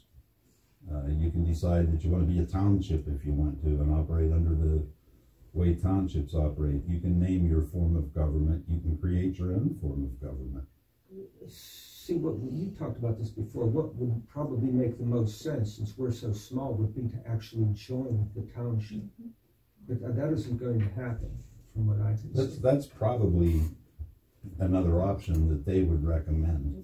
I don't know if you're familiar with Lumber City, used to be a borough. A little bit, yes. I worked with those guys in Ferguson Township. Lumber City merged in. Ferguson Township got bigger and Lumber City went away. It worked out well for them. Now, the reason it worked out well is because the council in Lumber City is the one who initiated it. They said, we don't want to exist anymore. Nobody wants to be on council. I don't want to go out and fill potholes and not get paid for it. So we talked to Ferguson Township and we did a financial analysis. And what we showed was that Ferguson Township would not have to raise their taxes to support Lumber City. The revenue Lumber City generated with liquid fuels dollars and taxes took care of the increased roads that they had to plow and all those kind of things. So it worked out well. And the supervisors from Ferguson Township and the Borough Council and Mayor of Lumber City both advised their citizens, we would like you to vote for this, so they did. Is that called annexation? No. What's it called? It's called merger. Merger? Yeah, it's called boundary change is the real name of it. Boundary change, all right. It's where Ferguson Township's boundaries got bigger and Lumber City went away. And it worked out well. If there are townships close to you that you have a good relationship with and want to talk about that, I could help with that. But you don't go in and tell a township we're going to join you. You can't do that. Right. We're like the donut hole. The townships all around us. Sure. It was tried twice to put it on the ballot, and one time it was one entity, and then the second time it was the other entity that wouldn't do it. So yeah, the interesting thing about it is both the residents of the borough and the township have to approve it. If it passes in the borough by 200 votes, but it loses in the township by 1 vote, that doesn't happen. That's what happened. Yeah. How long does that process take? Not long. It depends. It depends on how complicated it is, and I'm guessing that your operations are not complicated. Not at all. You don't have a lot of employees. You don't have pensions. You don't have things like that. It could be relatively quick.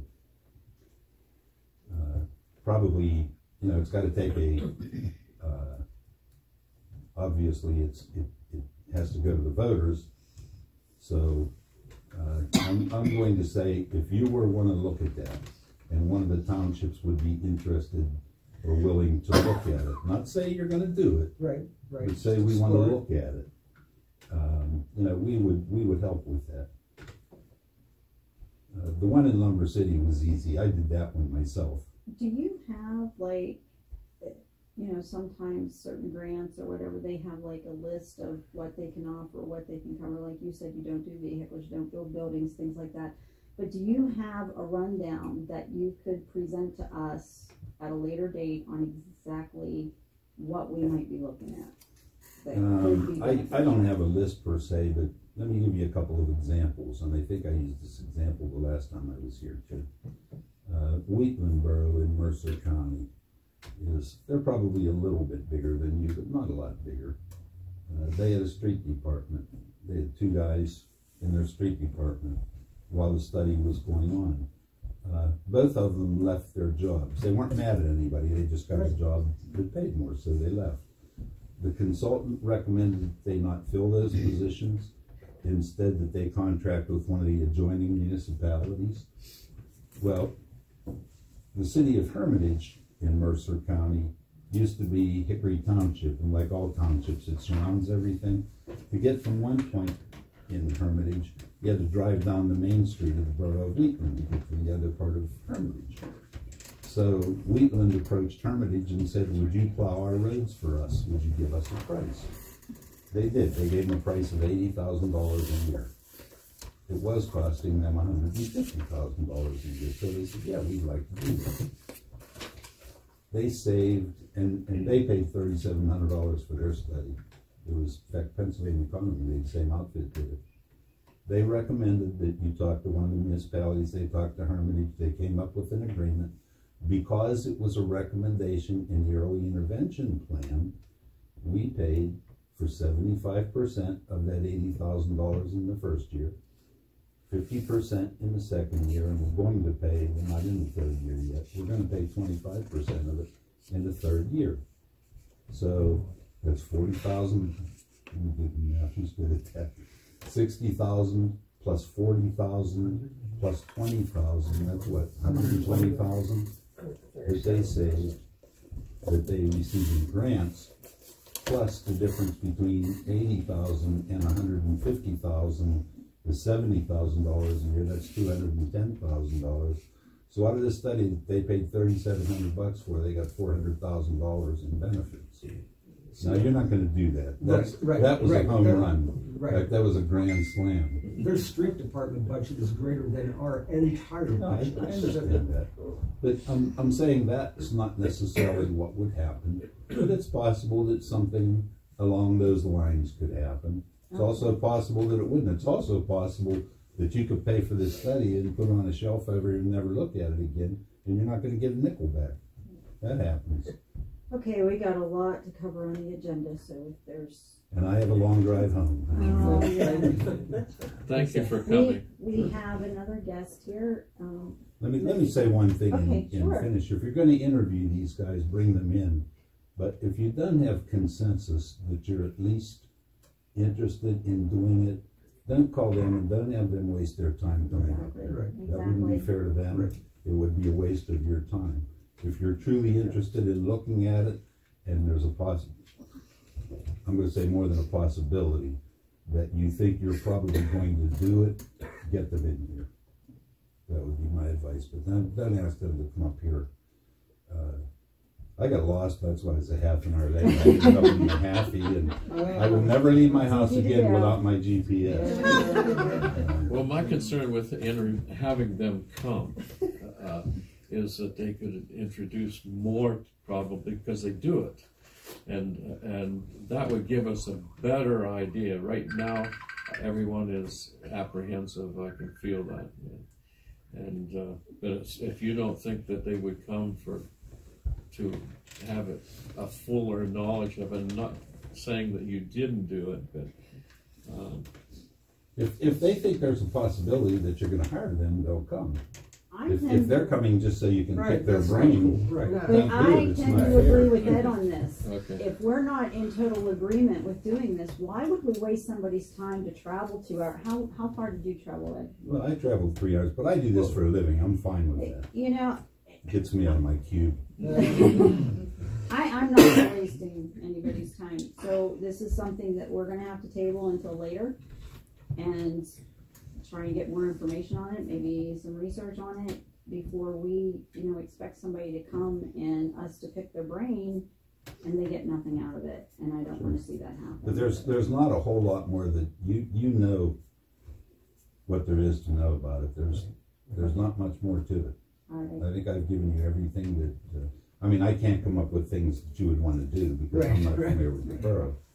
But I've told you what the program is, I told you how it works. The beauty of the program, in my estimation, isn't the phase 1 study, it's the recommendations in that study that get you further grants. Thank you very much. Can I ask him one more question? I'm sorry. Okay. Just the length of the phase. There's several phases, 3 phases, is that right, to this program? There can be 20 phases. The first that phase means is another application, another round of grants. Okay, the first phase is an analysis where the analyst will come in, look at the budget and everything, and formulate a plan. Approximately how long does that take? In your case, probably a couple months. Okay. Depending, and if you do it around budget time, it's going to take longer because they're very busy. But they're not just going to look at your numbers, they're going to look at the borough operations too, and things that you don't even think about as operations, they're going to ask you about, and they're going to want to take a look at. All right. Thank you. Okay. Mr. Glass, is that Let me know correct? if you want to hear more. Okay. Thank you very much for coming. Well, I'm Dave Glass, and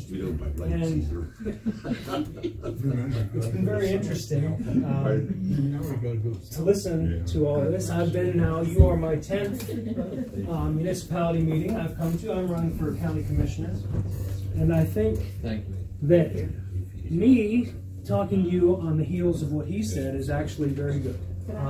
Sure, I'm sorry. I'll leave some here if anybody else wants any, including any of the public. I'm going to go a little off topic here, based on everything that I've heard. I will tell you a little bit about myself. I'm from Clearfield. I own the All-State office in Clearfield. I served on the Clearfield School Board for 6 years. I served as president for 4. My family and I live in Du Bois now. But one of the things that I did on the school board was I worked really hard to bring people together in situations with really hard choices, like some of the choices you're facing here. A lot of this stuff is very familiar to me. The numbers were different, but the problems were a lot the same. And I see it at the county level.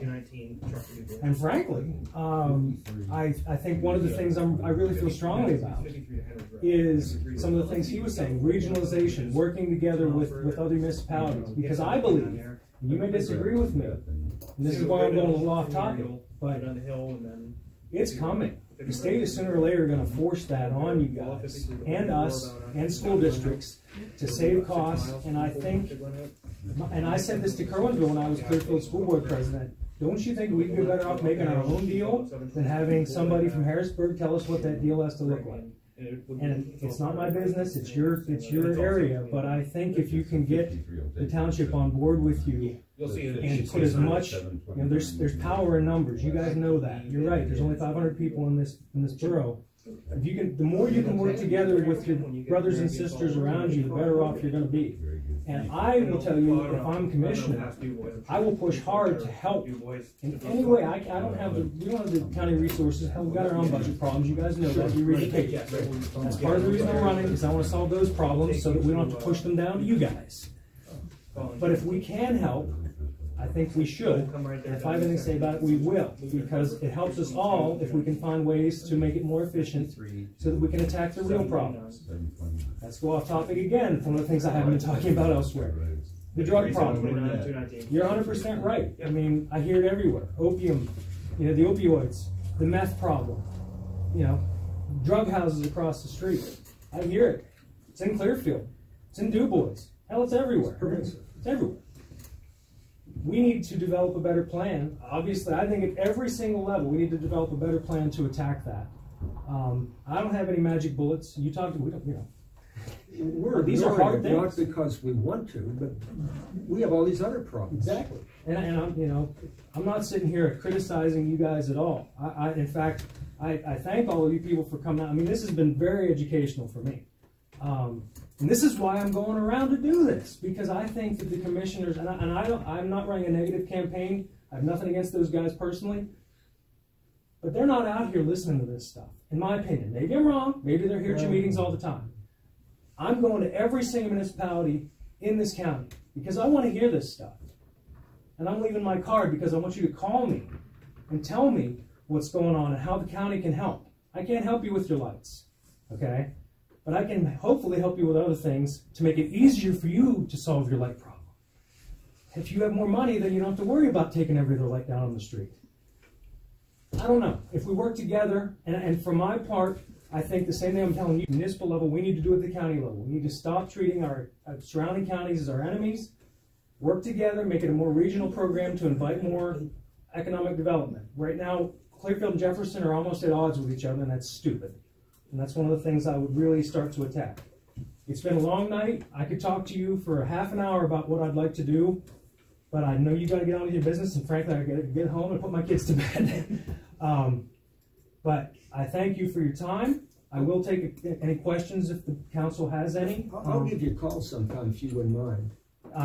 You can, this is the my card has my phone number, my email, my website. All right. And Facebook if you want to message me. So I'm available. All right. And I welcome that. I think we get better when we talk to each other.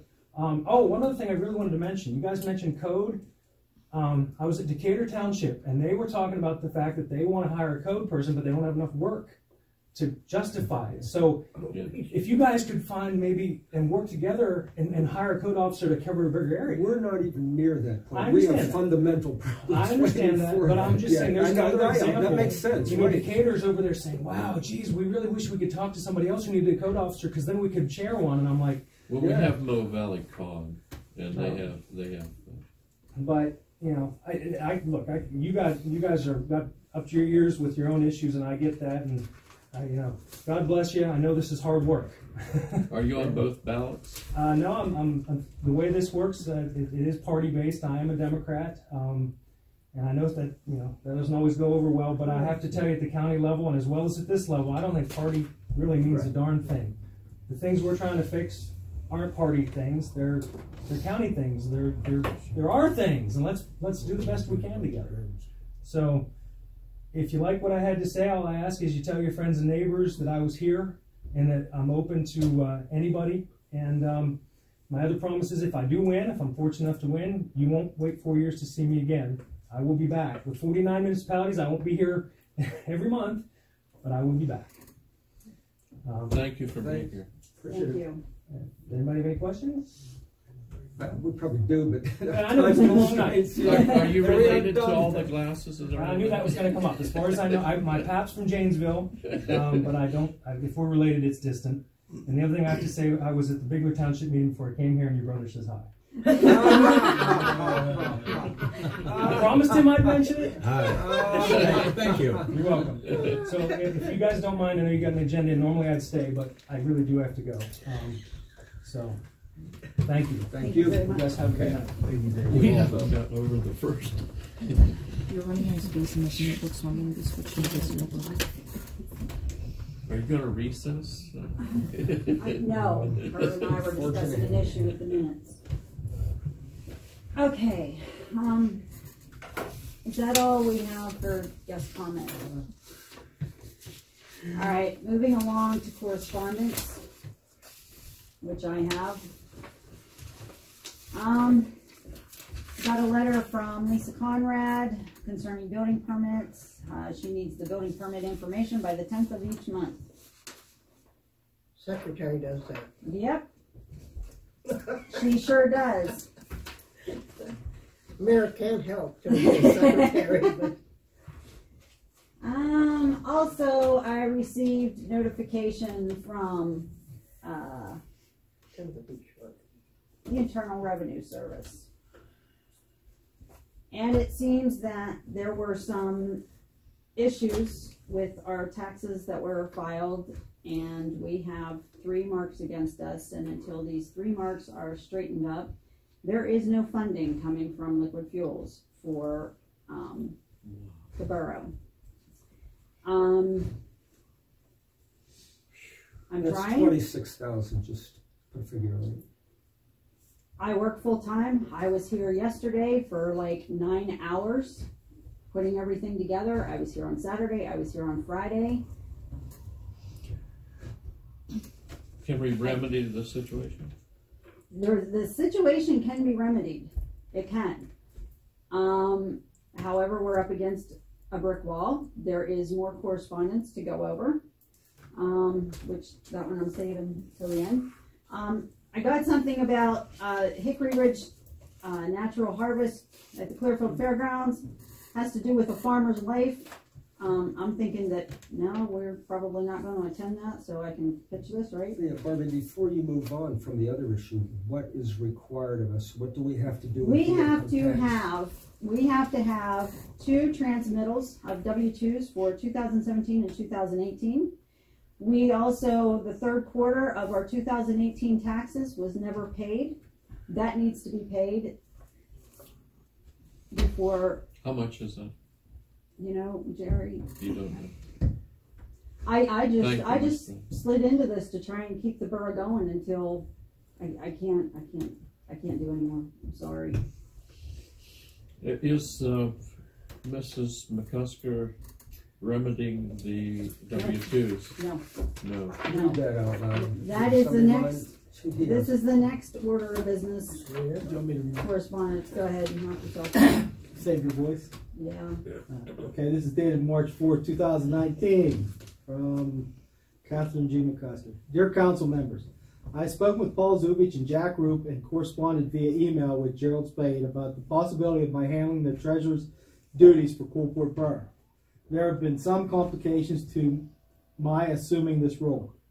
First, my IT consultant has very strongly advised against my accessing any computer system over which I do not have total and absolute control over, utilizing a VPN. Since it will be necessary for someone in Coalport to use your computer system for correspondence, etc., it is obvious that I would not have total control. Given the sensitivity of the data on my system, I am following his advice and will not work through your system. This step would make it impossible for me to fulfill those duties. Second, it has become more and more apparent that internecine strife between members of your council have created some difficulties with which I am loath to become enmeshed. Third, the pleasure to assure some members of council that I would be able to handle matters in such a way that elected auditors would be able to perform the audit rather than professional auditors has made me very uncomfortable. I do understand the budgetary constraints under which you operate. However, my experience with elected auditors and my tangible experience with some of the problems you have been dealing with over the past few years lead me to believe that such a move is a false economy. The long-term cost of failing to get your system operating efficiently and accurately seem, in my opinion, too far outweigh any money saved in the short run. I will be returning all payroll information that I have in my possession in tomorrow's mail. And I did get an Very email. truly, Catherine G. McCusker. I did get an email about she has already sent out that information. I got a confirmation email that was sent out. And she didn't have a bond, and we would have had to get a bond. And I did take care of the software for VPN, and I could have helped set it up, but I can hear, I can see that we would be vulnerable, especially if we're going to have we have internet here, so we would be vulnerable. You would have to tether your printer, which I told her I could do that, and she had a whole list of things in the email. I don't know whether she forwarded that to you. We will go over Catherine's letter under good of the borough, because I have a few comments where I'm not going to make them now, because right now we're handling correspondence. I also have a letter here.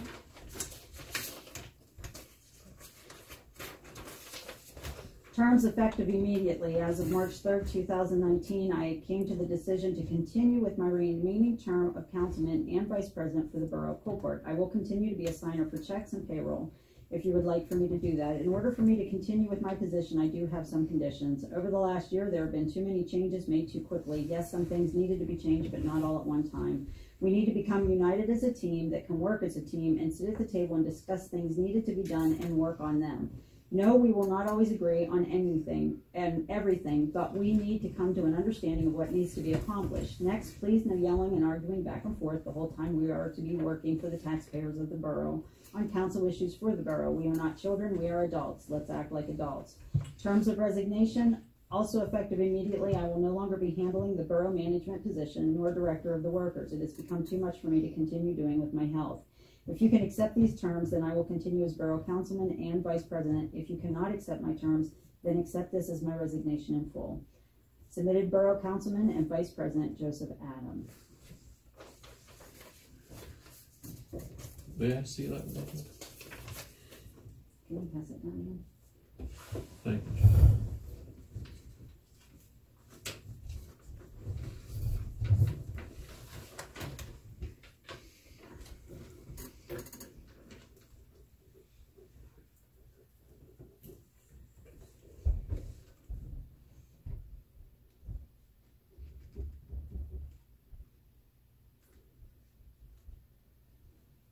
I need a motion to accept his resignation under the conditions that he has given. Okay. All right, Kevin made the motion. Do I have a second? I'll second. All in favor, signify by aye. Aye. All opposed. Motion carried.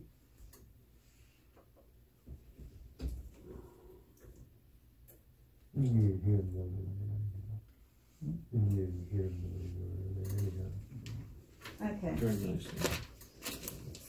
Thank you, you. Bill. Did you want to say? I have advertised the position of borough secretary. I have yet to receive a resume, application, anything. It was advertised? Yes. Oh, thank you.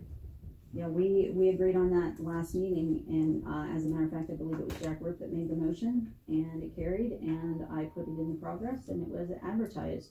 We have gotten nothing. I'm sorry, but under law, I cannot do treasurer and secretary work. I can cover, but we have to actively look for a secretary. There is, Sounds from like talking, what's that? Sounds like treasurer too. Yes. There is a person that the guy from PennDOT gave me. She may be interested in, much like what I believe it was Mr. Fosnot mentioned about contracting out, might be able to help us until we can get somebody more permanent. Michelle at Glendale Year-Round was interested, but when I told her the amount of pay, I don't know whether she's going to be interested. Okay, so just, it's only been a week that, you know, it was advertised, so just keep our fingers crossed, I guess. Is Noelle interested in the job? Yes, I haven't printed my resume yet, but because her mommy is not totally sure that I want her in this position. At this point in time, I'm like a mama bear, and I will protect her at all costs, and I don't feel that this position is something that I want my daughter involved in. Bottom line. She has agreed to do the minutes for us because we legally cannot hold a meeting unless somebody does the minutes, and she has agreed to volunteer to do that, That's which correct. she is doing on her own time without pay. And I object to that. She should be paid. she agreed to do this for us. I don't think I see that in her eyes. Okay, so moving along. We also had stated about the borough employee evaluations, which also need to be completed. We're now in March. That should have been done back in January.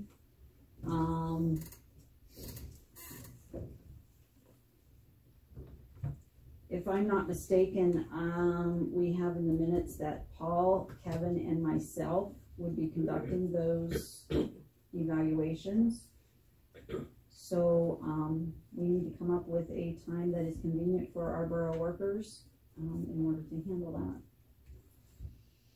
that. I kind of thought my motion was to appoint 3. You're ex officio in every meeting, but I thought you were going to have 3. I didn't correct that, but if that's all you want, that's all there'll be. But, the motion was to appoint 3, and you're ex officio, you can always be there. Well, here's the point. We have, the borough workers, and one of them happens to be on council. So it kind of dwindles down a little bit that when we're doing evaluations, do we really need 4 or 5 people when we could just as easily sit them before the firing squad of council themselves and let that happen, instead of just having a couple people in an informal discussion of where we are with our employees, what they would like to see, how we can improve their work relationship besides giving them more money, because God knows we don't have it, and just work together to make it a more friendly work environment. And I don't feel, and whatever the committee comes forth with, they can present it to council and say, look, this is the problem, you said yourself you wanted to see these committees back again, here we go, okay? Yes. So I just think it's more beneficial to keep it on the down low instead of everybody brainstorming. Thank you, Madam President. Also, we have the fire company needs a contract in order to be covered in the borough. I mean, they know that we're going to cover their workman's comp. We are required under law to do that, but they need this kind of thing in writing. It protects them. It protects us. We need to have a committee to meet with the fire company, and I understand through Ian, he had said that the fire company has formed a committee of members that will come meet with us. To meet with the fire company, again, I would choose 2 besides myself, and this is up for debate, okay? No offense, Joe, none to Jack Roop, but they are members of the fire company, so therefore that already knocks them out. They can't be a part of the negotiations. I was leaning towards Kelvin, Kevin, and myself. Is there any objection? President usually appoints. But Jerry, like I said, whenever I took this position, my idea of president, we're all on the same ground here. We all want the success of Coalport Borough and to see Coalport Borough thrive and not die out. And in that respect, I want approval of council when I make these kind of decisions, because I don't want to be a dictatorship. You want a motion? I make a motion that you appoint the names that you so made. All right, do I have a second? I second that. All in favor? Aye. So the fire company committee will be Kelvin, Kevin, and myself. Kevin, I'm sorry, before this was even made, I forgot to ask you if you were okay with that. They may not be like that. All right, moving on to new business. And I have several notes that are written on my agenda that were not part of the agenda that I sent out yesterday due to some things that have come up. I think that I offended Mr. Spade when I said about the timestamp on all video recordings and still life pictures. It's not that anything not from wrongdoing. The reason why that's on there is to give me a to-do of what I need to ask or information I would like to have. And what I wanted to know was, can that be time-stamped?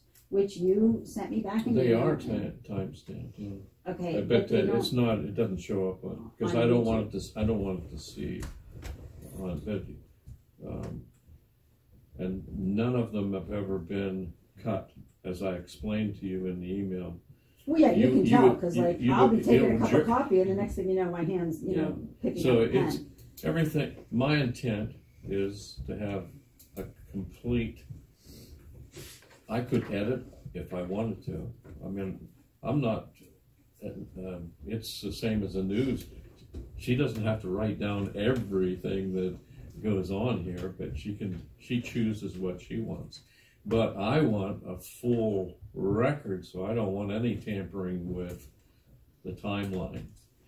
But I do have to put it in timeline. All these 3 cameras do, this one especially does a timestamp. But you don't always see that one, you don't see that one. But if I was ever taken to task, I would have 3 witnesses of what's going on here in this. So that's how I came up with all of my argument. Just truth. It's the truth. But I can do anything I want with these. There's no censorship.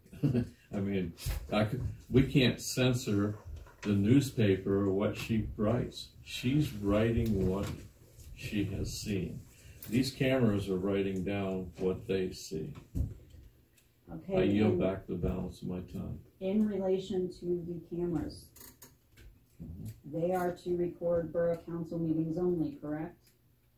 Well, anything Or that's said in workshops. this thing, unless you tell me to turn them off after camera, I can turn. They can run because they're there. If you tell me, I've been at a roadside and a person that said, "I don't want to be filmed." Well, then we're done. Okay. Here's what I would like to discuss with you. Do not turn the cameras on until we're ready to start, and I will let you know. I cut no. when it's done. Here it is. Turn the cameras on just before we're getting ready to start, and as soon as I say meeting adjourned, the cameras go off. That's it. We discuss personal things in this, like whenever we adjourn and we think that now meeting's over, we discuss personal things. Anything in public can be filmed. No, you're incorrect. Not without my permission. It can't be vocal without my permission.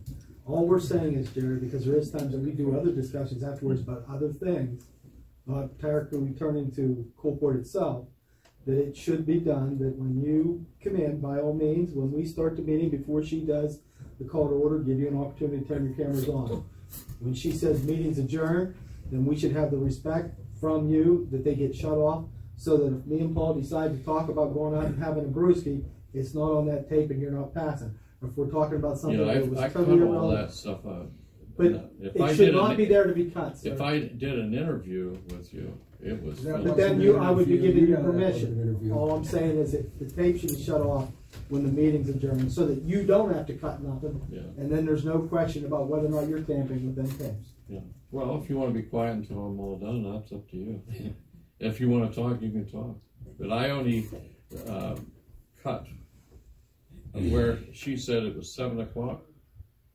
I turned it off. I mean, I cut it off there. And when it says adjourn, you'll see, you can go through with those and they were cut off.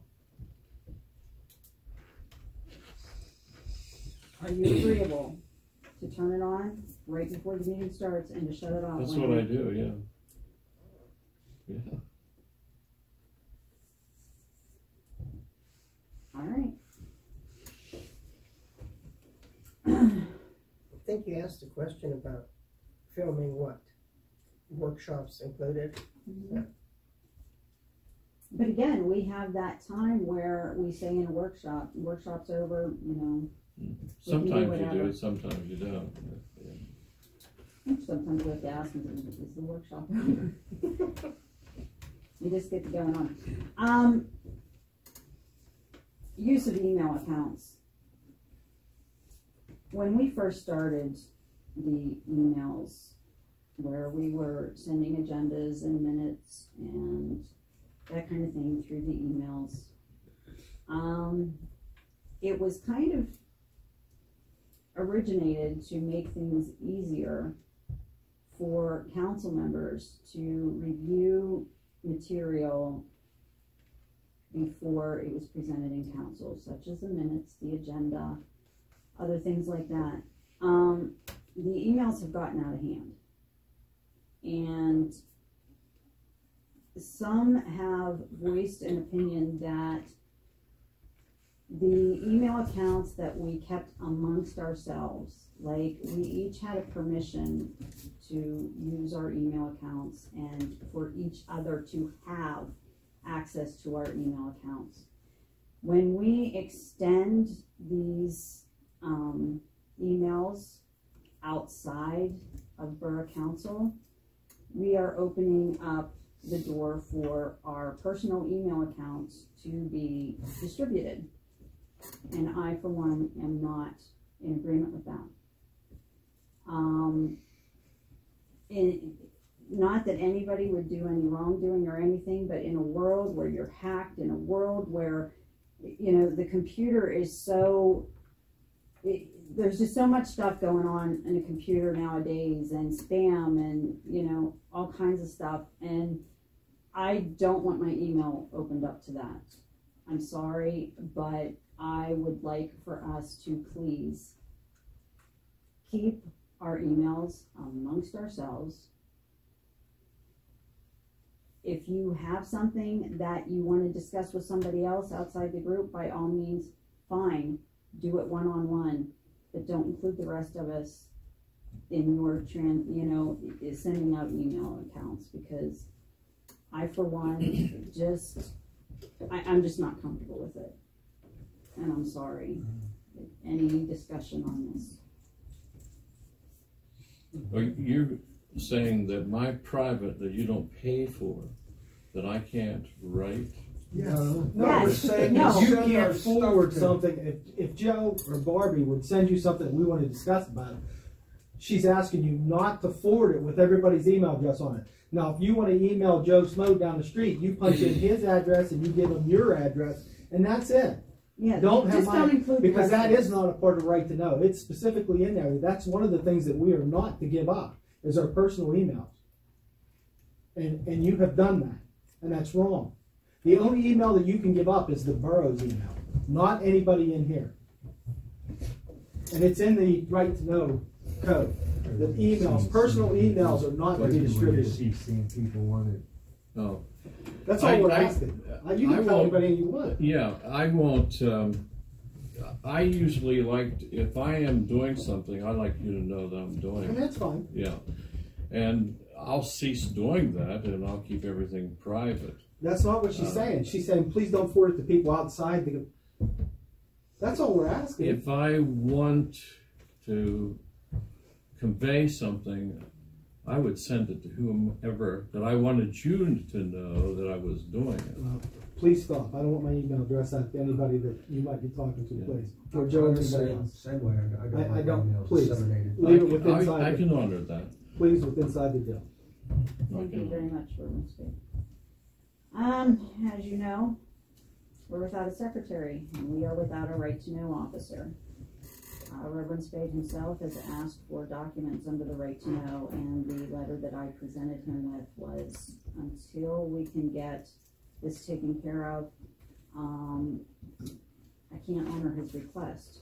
And like I stated, I was here for several hours.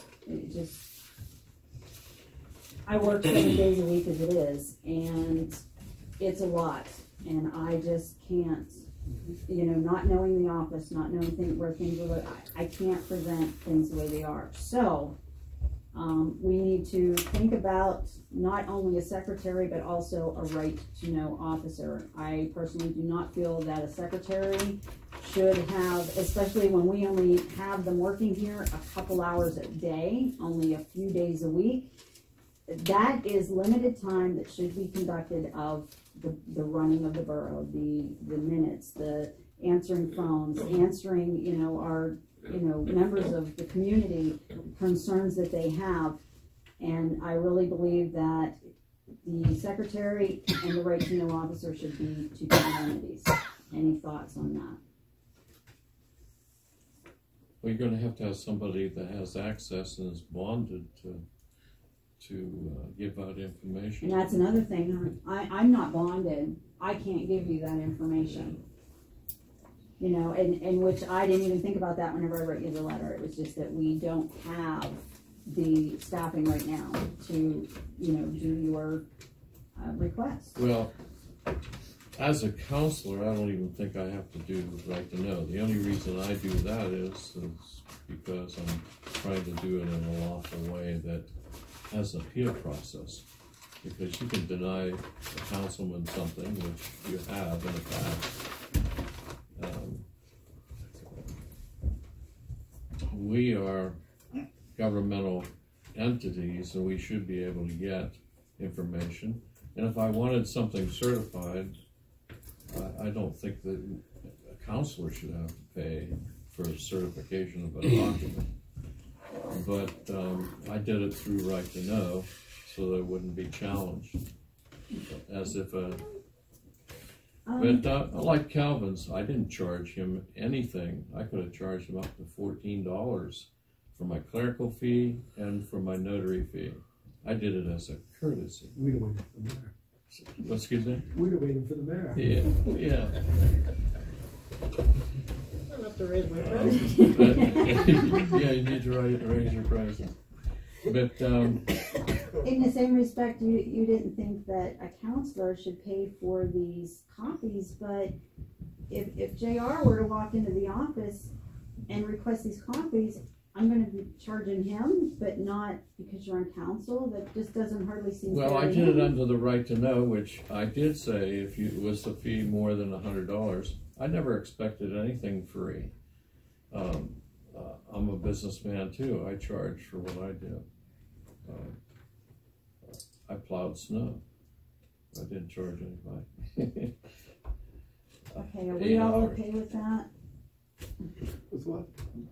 We need a right to know officer. Yeah. But they're going to have the right to all the documents. And even computer documents are accessible under the Right to Know. Well, here was my thought. Because it's this not kind of private. Protects the individual. I am bonded from the as a notary public, but I don't know whether I have to have additional to be somebody in the borough. I don't know. That would be something to look into. But Same way statements were made about Mrs. McCusker having a bond, and she said she didn't, but if she had a bond, she would have to have an addition to the bond, either additionally insured or that. I don't know how they could do it. It would have to be a question. I get my bonding out of North Carolina, which is the cheapest around.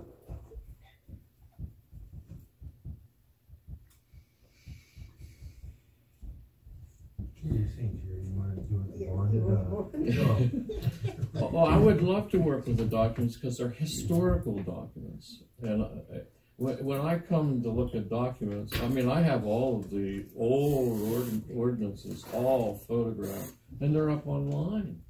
Anybody can access. They don't even need the Right to Know. It's getting late. I think Jerry's a good idea. Maybe we ought to table that for a work session so that we can actually talk to it, maybe set some guidelines, figure out what we want for that job. Yes. What we want them to do, what they should be able to capable of doing. You know what I'm saying? As a council. I just throwing it out on the table. For that. I was throwing it out on the table to see what y'all thought about it. I just feel that the secretary. Well, I don't know what you're going to do about secretary, but we could wait till the next Wednesday meeting to where we started earlier to talk about that. We need, that's another thing, the Right to Know law. How are we doing these sporadic work sessions? And I do like the idea if you would appoint committees back again. But just I will take that under advisement. Thank you, Mr. President. Race cars in the borough. I had a borough resident that contacted me because we have an ordinance that vehicles must be roadworthy, unless of course you're fixing them up. Has to be licensed, has to be insured, has to be inspected. Okay, so we have a member of our community who has a race car. And he was unsure of the stipulation that we would have for him storing his race car in the borough. He does not have a garage. So, I'm not sure where to go with this, so I thought I would ask y'all. And the Honorable Mayor is in charge of enforcement. Isn't there something though somewhere as far as being parked or something, or covered, or off the street, if it's not on the street? It has to be in a structure. Is it say structure? Because I was taken No, to court, remember, right. and I said, what if we had a canopy? If we asked this guy, right, well, how about the 160, and I have no idea who this guy is. I'm just saying, if somebody wants to race cars, it would be a shame on us to tell them we'd have to. But I have a place in McCary Township if he needs a place to store it for nothing. One of them $169 garages that they sell. If we ask them, hey, make the 100. I don't know whether Mr. Zubich may correct me or tell me. Our ordinances are codified. Yes. Actually, the 130 was challenged in court, and the judge ruled that you're not allowed to have tarp or a tent or anything. It had to be in a structure. It would depend on what's in our codified ordinances. I don't know what that is. I mean, if you rule it, I don't know. Yeah. I haven't read it in a long time. we're gonna have to look into that, so let's table that as well. Also, with the resignation of Joe Adams no longer being overseeing our borough workers, we need to appoint somebody else in his stead. New director. Mm-hmm. He might be drafted here. I'm holding my breath. I know it. Back and relax. So we need to appoint a new director to oversee the running of the borough. So I open the floor for nominations. Well, you are right now, correct? Yes, I am. Through no fault of my own. This Jerry, she's the one I've called every time we had to do something, so I don't know. Go to your workshop. Now I'm afraid to write email to her. She don't want me to. Well, even with that, another issue comes up. The reason why I wanted this taken care of now is because Angel was a signer on the checks, and now the only signer we have is Joe, and for anything above $500, that ain't gonna fly. So what I wanted to do was, if you appointed the director, we would have the director and Joe sign checks. Do you want the job? I think one of my stipulations, though, is I would like to have had a secretary to at least where I could share some of the blame with. Right. Because there's a lot of mess in there. I know what's there. Myself and Walt's there. Are you going by seniority with Walt? Walt already told me no, he does not want it. Okay. I don't care. If Joe can look me straight in the eye and say he would call me every once in a while and talk to me. Talk you through it. Because you know, as far as what me and Walt do, but I know there's a lot of things that Joe does behind the scenes that I'm not familiar with. I nominate that we appoint Kelton. I motion we appoint Kelton. Okay, a motion is on the floor to appoint. Do I have a second? Seconded by Joe Adam. All those in favor signify by aye. Aye. Any opposed? I think I will. You'll oppose? Yeah. Okay. Reverend Spade is opposed. Okay. Barbara, we have to give him check writing privileges. That's the next Oh, one. I'm sorry. I'm sorry, I wasn't sure where you were going. Point of order, Okay. this, if you're gonna do it, you should do it by resolution, isn't it? The 901. resolution for a director, Yes, any officer, any position of appointee I has to agree. be 901 Okay, by resolution. Respectfully. okay. 901 of the Borough Code. What's the number for resolution? Mr. Spade, do you happen to know what the number is on our resolution? That we're up I to? am not privileged to that. I asked to see them. And right to know. I believe that was one of the questions we all asked because I have If you one make me hanging the out officer, I'll tell you. We have a new year, so it's got to be a different number. Yeah. No, I don't. I have no idea because we just did several. I know that the EIP or the Early Intervention Program was Resolution 1. I made a motion for a book. Who's going to purchase the book for resolution? There should be a book in there already. Is there? There should be. I'm pretty I sure know- there's I a know new she book was in working there. on it. I know I'm that she pretty was sure there's a working on new it. book in there. Nothing has got put into it because of other issues trying to get doing catch up. Yeah. Okay, so, Thank If you, there's Jim. not, Thank you, Jim. I'll stand down on it, but I'm pretty sure there's a new book in there. No, you're the first that's ever said it. did we not, last meeting on the 26th, we had determined that we were on resolution 2 and resolution 3, which would make this resolution 4. That was for 2018. That was a discussion that me and Jerry was having. Yeah. Because due to the fact that mine wasn't filed correctly, myself and Jerry have the same resolution numbers on our paper, which needs to have a resolution to determine which number needs to switch. And that's what myself and Jerry was talking about, because it was not filed correctly. And the book would be helpful. Yeah. And we just corrected the numbers Once they're done. before. Yeah. By law, you're supposed to have a resolution book. Every corporation in We have a Commonwealth. resolution book. We You just do. not I'm not sure there's a We talked about it in a workshop, and she said she got one. I'm pretty sure. Oh, she did say it? Yeah. Yes, I just don't know her and I where have it talked, is. she was actually working There's- on it when she resigned. I What would just, this book look like? There's a brand new book in there still. No, in it's plastic. a never been locking opened up. binding book No, that it's not a has locking binding. consecutive numbers on it. That's Okay. what it's required by the Borough Code. so if we correct these numbers between Reverend Spade and Kelvin, we are at resolution Well, 4. we're working on that. It's Calvin and I a few minutes ago discussed, because I had a motion here and each one of you got it. You know what, then let's take care of that so we can. You Go mean? ahead, let you finish, yes. That I was withdrawing mine because of my motion on the 26th. But I am willing to let that stand if you create a new resolution for Calvin for the 26th that has the provision for retroactive. And Mr. Roop and I talked it. My motion had to be tabled because, by law, Mr. Roop, who made the second, had to be here. Unfortunately, he's in the hospital. So I was going to table that. But negotiations were done across the table, and Calvin's in agreement, and I'm in agreement.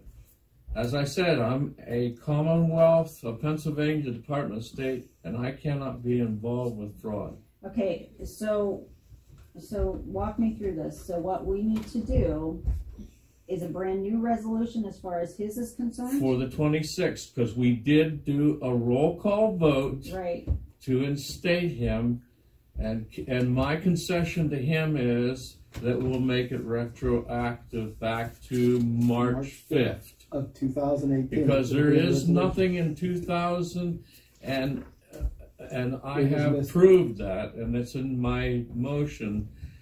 There was never a vote of council, and we discussed that. I will be happy with that if Calvin is happy. We come to an understanding. You're absolutely correct, and I appreciate it. All right, so that's my motion. right now that we create a resolution to make it retroactive to March 5th, 2018, as to the motion that was made in the February 26th meeting. Do I have a second? I'll second that. Kevin seconds it. All in favor? No, you know, it was already done. Done deal? Done deal, okay. Yeah, you voted on the 26th. Yeah, we voted on the 26th by roll call vote. And but we didn't do we want the paperwork. Yeah, we did not. We don't have a secretary to do it. I will volunteer to make the resolution. Well, very good. I thought that was part of the conversation. We didn't. It wasn't in writing. You're not going to charge me $14. It'll be $14 a page. I can set my round. Okay. What we didn't do? We didn't do the roll call vote for the appointment of Calvin. All right. A point of order, please. Not a problem. For the resolution to appoint Calvin as director of the borough, roll call vote, please. Barbie Trent? Yes. Joe Adam? Yes. Should I say No, Calvin? he's not. Okay. Oh, no, Calvin can't. He has to abstain. Reverend Gerald Spade? Yes. Kevin Swager? Yes. Paul Zupich? Yes. Mayor Margaret Madalena? She doesn't. She doesn't get a vote. On roll call She's vote. a tiebreaker. You woke me up, that's all. Okay. You're doing fine, girl. It's a long night. You just keep things straight. That's I'm all sorry, you have to do. sweetie. All right.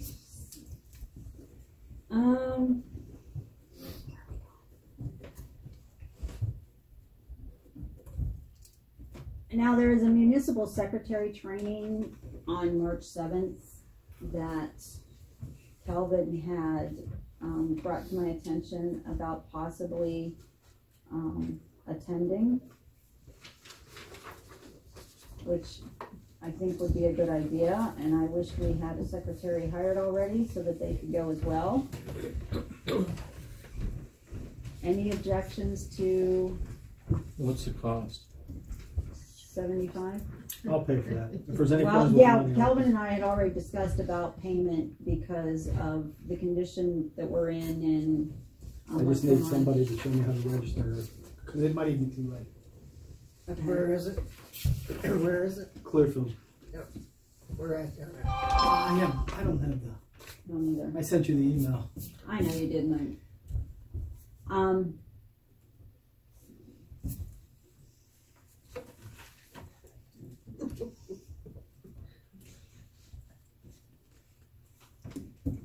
I would also, since Calvin is paying for this himself right now due to the condition of the borough,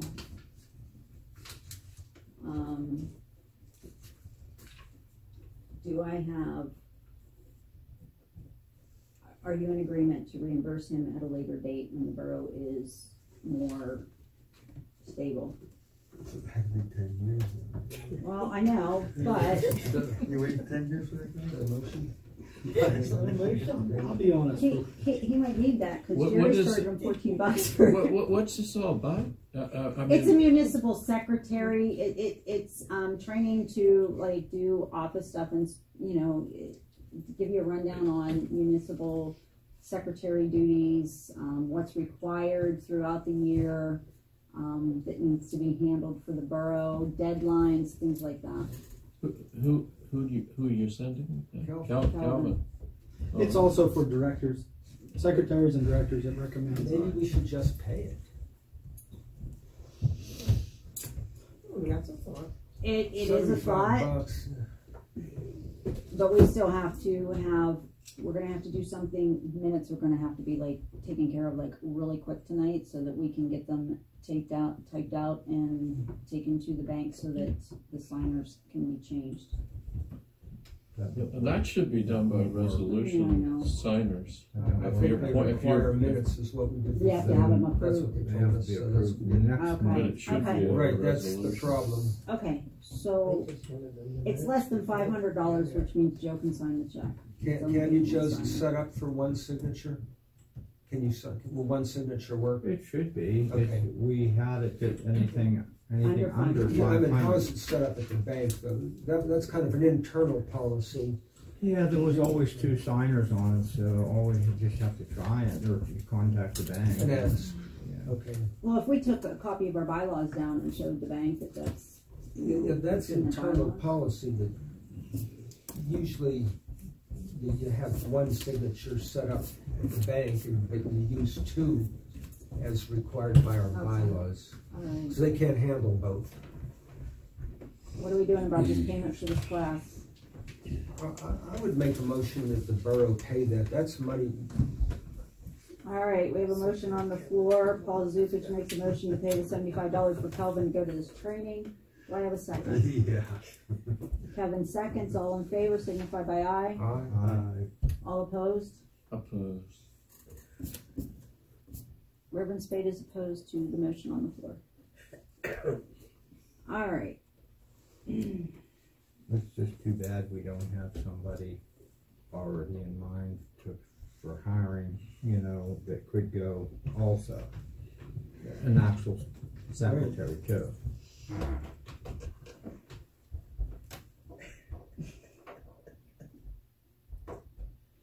Because they'd probably pick up some good, literature and some good points. Good points on it. When is this? It's this Thursday. This Thursday. Classes in State College. Oh, it's $75. State College. Will they let you film it? Probably not. Should have been a director there. He should have moved all of But it would be good material to pass on to the next person. I got away with it.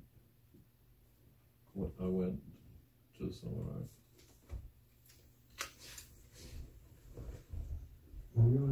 If you will be agreeable to let Noelle go, I will pay the $75 for her. I like that. I think that's good. Oh, she's going to pick up the tab. That's good. But I need a motion on the floor for this. She possibly, I know you don't want her here, but she seems to do a good job, and I understand your reservations. If she were permanent, it would be a big investment, be worth it. She's a big girl. I saw it in her eyes that she really wanted paid, and it's not about the money. I just want to do it. Paying her. Well, that's not my decision because I can't make motions. So, but y'all. You make a motion. What the second? Pay for her as well. Yeah. I'll second. All right. Motion made by Kevin, seconded by Paul. All in favor, signify by aye. Aye. Opposed? Motion carried. I know. Don't ask. All right. Moving right along. Report of the mayor. Got anything? No report this month. No No report. permits this month. We made it to page 2. Whoa. Let me see a second. You have to flip it. It's staples. Okay.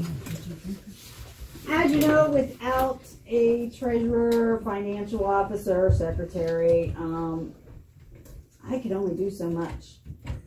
Bungo Tires once paid $200 as far as bills are concerned, and our COG dues are due, apparently. Who's paying the other bills? And also, And we don't The have light bill. anybody representing us at COG Yeah, either. we're actually concerned about which ones is pretty I soon am very will be concerned. off, Right. including the building.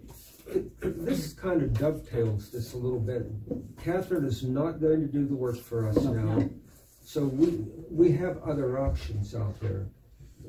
I came up with several names. Do we want to mention them here as possibilities, or we should? I would rather not. That should be an executive session. If Yeah, you're that's going executive to. session. Yeah, he contacted me about being 30 days past due.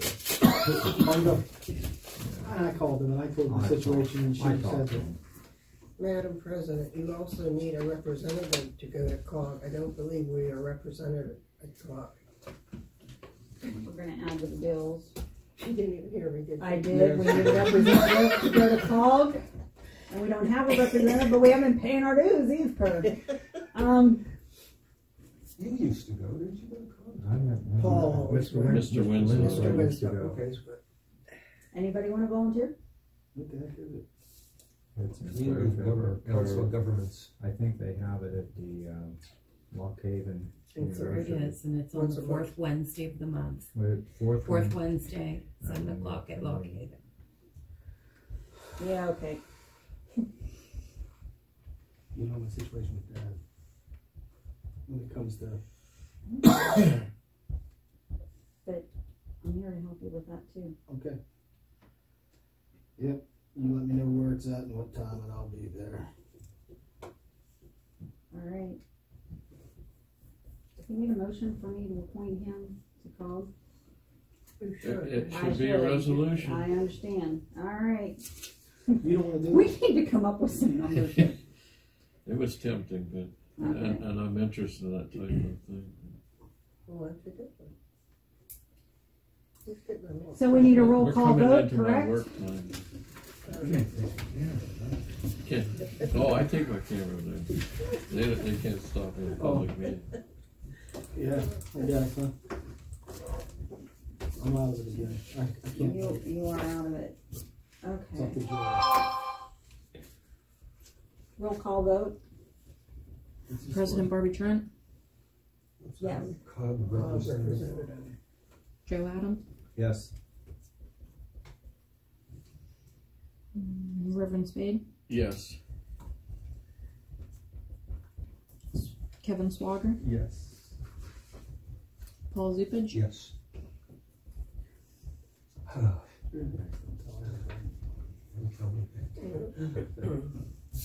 Okay. Also, I just opened up the Nittany, besides the bungo tires what are the COG dues? Because I did not find a statement on the COG dues. I know that they're past due. How much they are per year? He's gonna have to call. Our new director will have to call. Okay. I'm not sure whether I want to say $400, but No, I'm going about that now. No, I'm thinking they're like $75 or That's all, something all right. like that.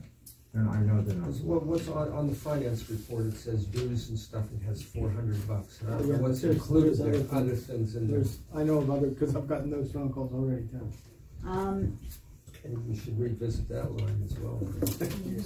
So we also have a bill here for Nittany Oil for $347.55. And we have one here for Homer Lumber Company. No, we don't. Good news. Did they donate that? They're not having one. Is that what it is? We have a credit. Then I can update everybody on that. It's only $10, but it's a credit.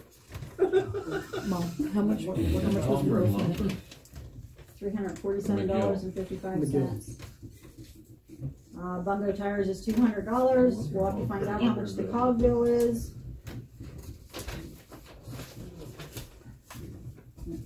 Could you tell about the story you told me about the credit? Yeah. When she's done, when she says we're going to do this, I'll Yeah, but it's credit. That wasn't a bill, that's credit. And for Lucas Supply, $36.55. And you How many have, cents? just to update everybody up, and I don't like going out of order, but I know for a fact there's several receipts in there yet from Regal Mart and the dollar stores by credit card, so we should do that. We'll get a statement. So there'll be money owed to Regal Mart. Now, good news as far as money goes, somewhere down the line there must have been a small mistake. Anyhow, I made several phone calls to Napa, which is also, it's called Fayette Auto Parts, which is Napa, because I was kind of heartstruck when I got this bill in the mail since I started picking up the mail for the secretary and trying to lay everything out for Barb and when Catherine McCusker was here. It said on it $1,149 and some odd cents. And I thought, wait a minute, me and Walt have only purchased 2 batteries, and if it's going to cost us $1,100 from Napa for 2 little 12-volt batteries, we're in trouble. So I called and talked to the lady twice. She finally did called and left a message, but she called me back. Here, the $1,149 is credit. What had happened was there was some items returned, and when they sent us the return receipt, we again in turn sent them money. So you had a minus 11. So we actually, if something would break down, we at least have $1,100 to the good at the auto parts store. Won't they give us the money? Everything has to be credited back. I asked her about that, whether we can work something higher up than her. I didn't go past her, but she said no, that basically they credit, anytime there's anything returned or an overpayment, they credit to your account. I can't find out. That's just like that. It's like that core for that battery. It's back, you get credit for it. Right. And when the bill was paid, the whole bill was paid, so then that credit added on. There was some things, like I said, when the receipt came in, it must have gotten the bill stack or something. We had some stuff from the water authority that was that way. Right. Everybody thought sent back out. Water. And it's hard to read because the bill says amount due. Thank you. But it probably said minus. No, it has a CR. There was a CR in front. If you don't look at it, there's a real small CR. Why they put it on a piece? Because that's what confused me. Why they put it on a piece of paper? It said about all the charges, amount due, and the due date, and then right in front of the amount due, it had a little wee dinky CR. So I asked them. That's how I got to that. When I asked the lady, what was the CR? She said, "Well, it's a credit." I said, "So you owe me?" And that's when we found out that yeah, it was $1,100. Okay, so those are the bills that I have so far. Did you do a total for me?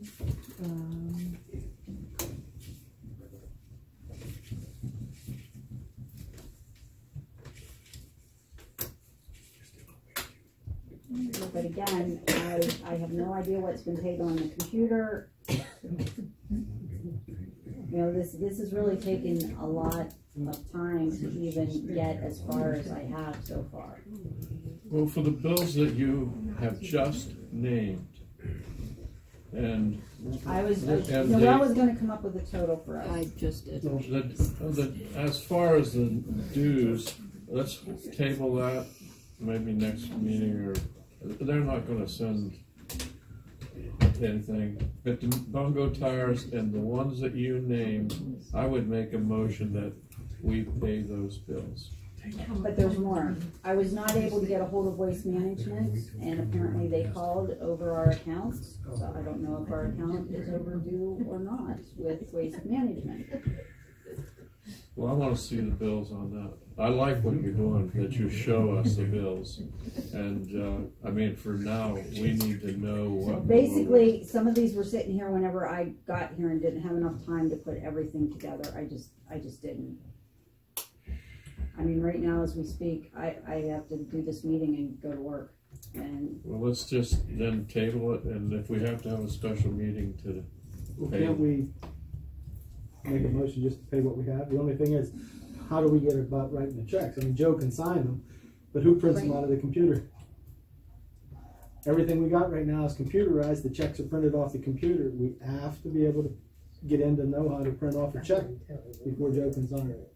Angel said she would help me. Okay, but I mean, I don't familiar think, especially with a computer locally, program that does just that. Locally, the people we count on, we should make sure that we pay them, because just like Bungo, it's his living. It's not like Walmart.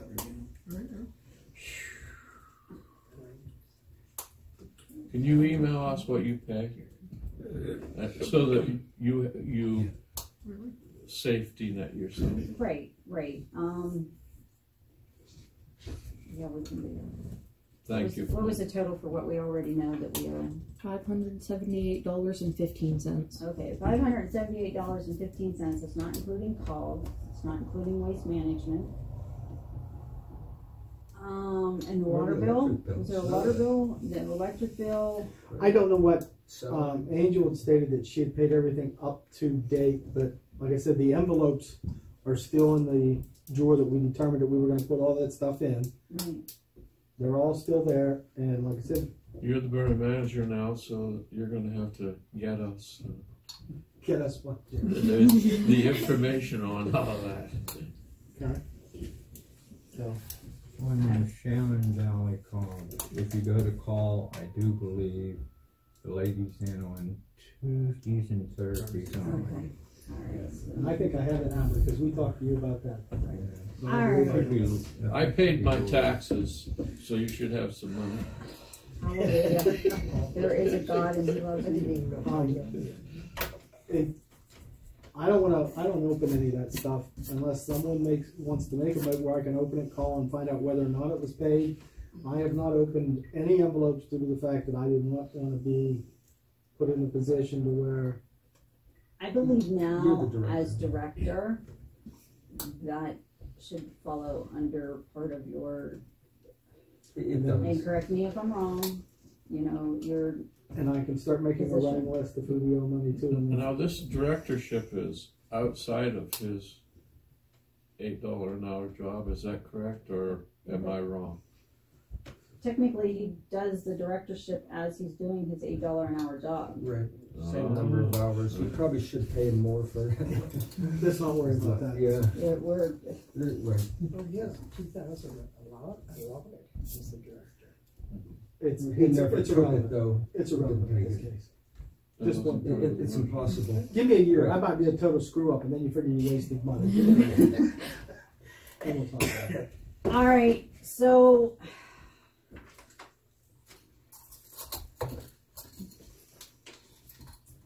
As far as the bills are concerned and what we absolutely know that we need to pay.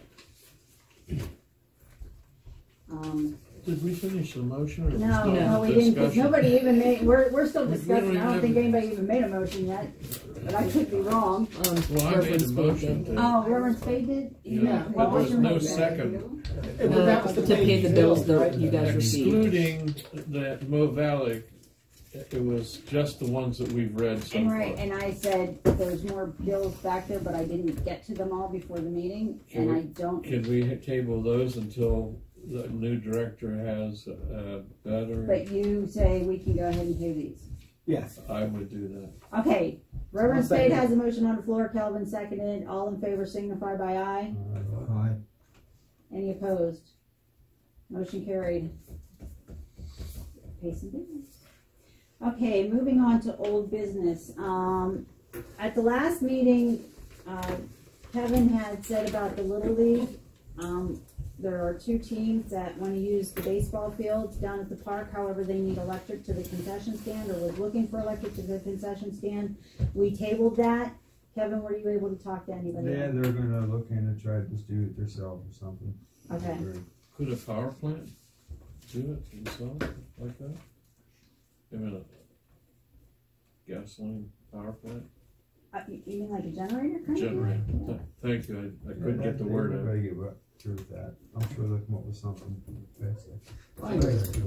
Soccer and all that, they use the gas for cook a couple hot dogs, make money, and get rid of it when it's done.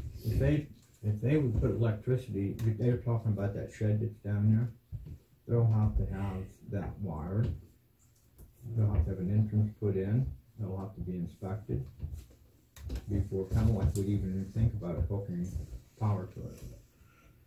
It'd be just almost like hooking a mini garage up or something like that. Yeah, I think there's some very limited for options. A generator may be the way to go with just because it's got to be a few nights a week for a couple hours. I think it would like even be cheaper, because you have to pay like a base for electricity, you have to pay like a base amount, regardless of the wattage you use, correct? Yeah. By the time they'd wire it, probably have it inspected and everything, and maybe a line run to it, they may have $1,200 better tied up in it. Are they doing? They're not doing things in the dark, are they? No, there's no lines. I mean. Well, they haven't even started yet. They just presented Kevin with what they would like to do. So there's not anything written in stone yet. They were just tossing the idea of the possibility of us providing them with electricity for these concession stands. So, as Kevin stated, they're going to try and come up with something on their own. So moving along, I already did the advertisement for employment.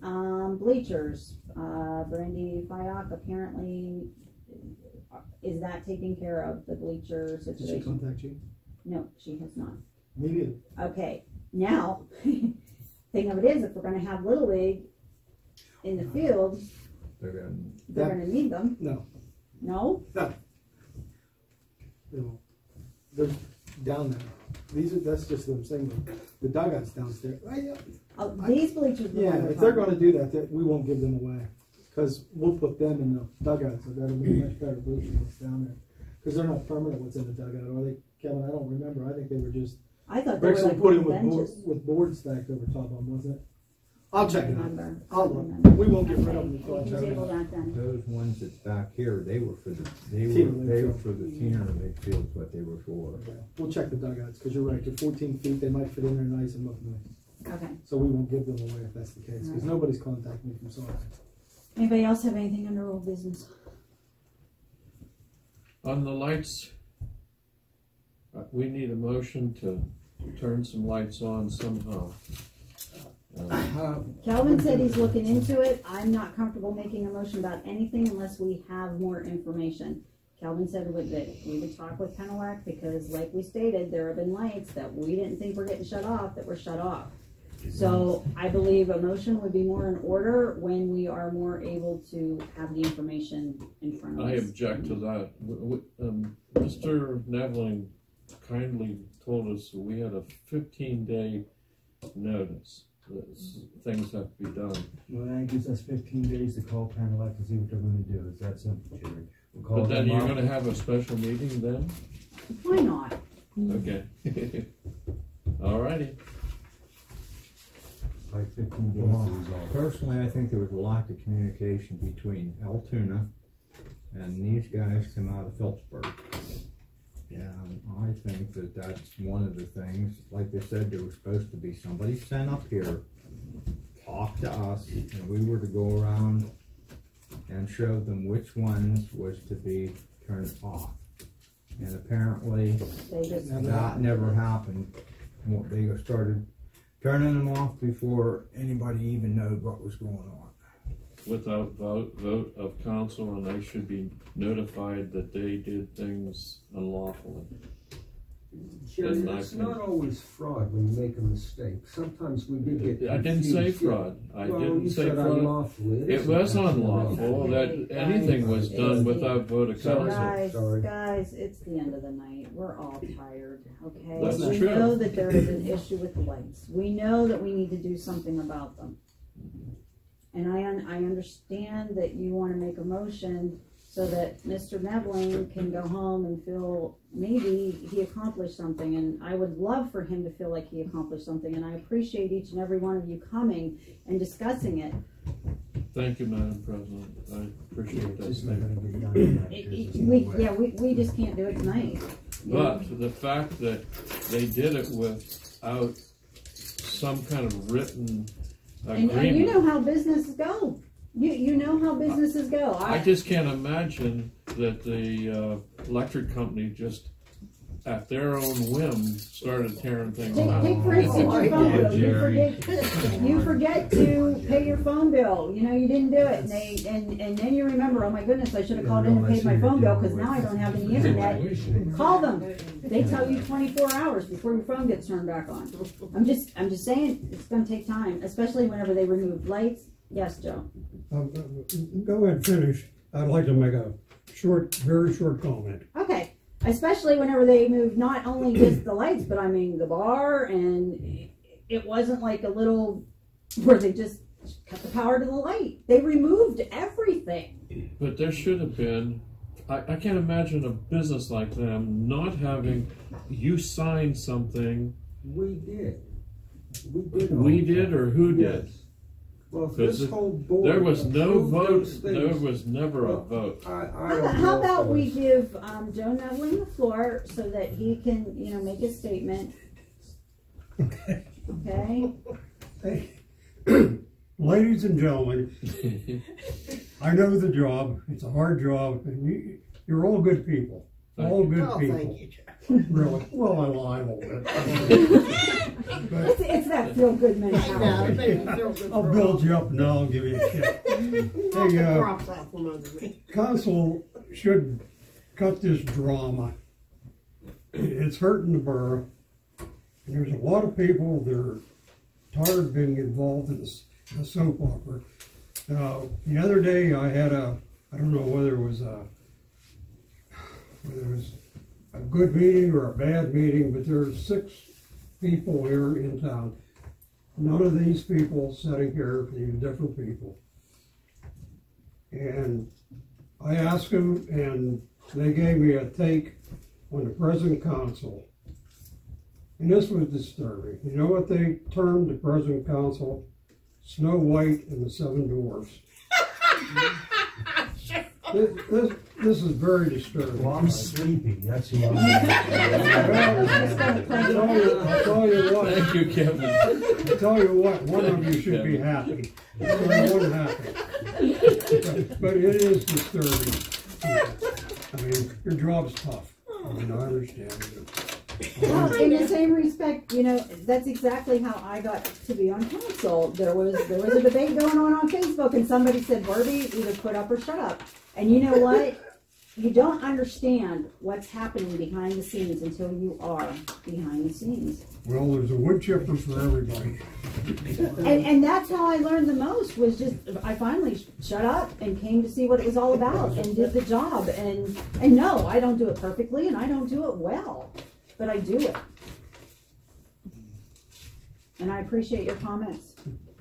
Well, we know we have 15 days to work on that, so like I said, it's not going to get done tonight at 10 o'clock, so let's get out of here. All right, moving right along. My battery went dead. For the good of the borough, anybody have anything for good of the borough? Okay. Adjournment might be No. good. It would be, but there's a couple issues. The last meeting I read Angel's resignation letter, and there is a part in this resignation that says, I have decided I no longer want to be a part in any of it. I'm asking you, leave the girl alone. I spoke to her on the phone yesterday. She wants left alone. I'm hoping that y'all respect her wishes. Leave her alone. Any comment? All right. I had a thank you note for it. It's in writing.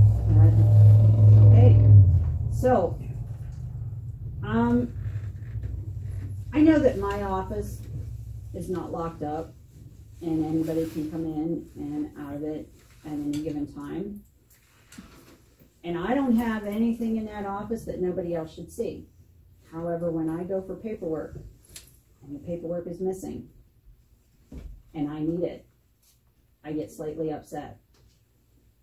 If it doesn't belong to you, and it's in my office, you are more than welcome to have a copy of it. I don't care if you get your cell phone out and take a picture of it. Do not remove it from my office. I don't have keys, so I'm It's not locked. It's not locked. It's open. It's an open office. Just walk in. I don't have keys. And I can't have it being removed from my office and not have it when I need it. Also, we need to discuss about borough council members, and we discussed this. I don't know if we voted on it. I don't know if it was in a workshop or what, but we're going to do it. We're going to handle it again tonight. Borough council members should not be contacting, I'm going to use it for instance. Catherine mentioned 3 different people in that letter, plus she had contact with myself. I knew that Paul and I were contacting her because we were trying to work things out with her so that she could come here and do the work that she needed to have done. She called me, by the way. That's what she told me too. All right, here's what I'm saying. We can't have everybody on council contacting whoever is trying to do something for the borough. It's not going to work. They feel harassed. They feel like they're being bombarded. One person contacts these people. And if you want to contact them for something, bring it forward, discuss it. Say, I have an issue. I would really like to know this. And the contact person can do the contacting. But when we bombard people with emails and we bombard them with phone calls while they're trying to do their job, I'm going to use Catherine McCusker for an example. The poor woman is right now in tax season. This is the busiest time of year for her, and she's been bombarded with phone calls and emails. The woman didn't need it. I also discussed it with her today. Madam President, I know you want to preach this, but we are councilmen. If we want to ask a question, serve a question, which is what I did. I served her one question. I called her first to see if I could do it.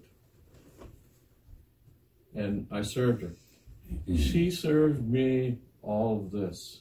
And Mr. Spade, that is fine. And I think as councilors, we have the right to talk to anybody we think we should talk to. Again, I get back to being cognizant of people's time. I asked her for permission, and she said she could have said no.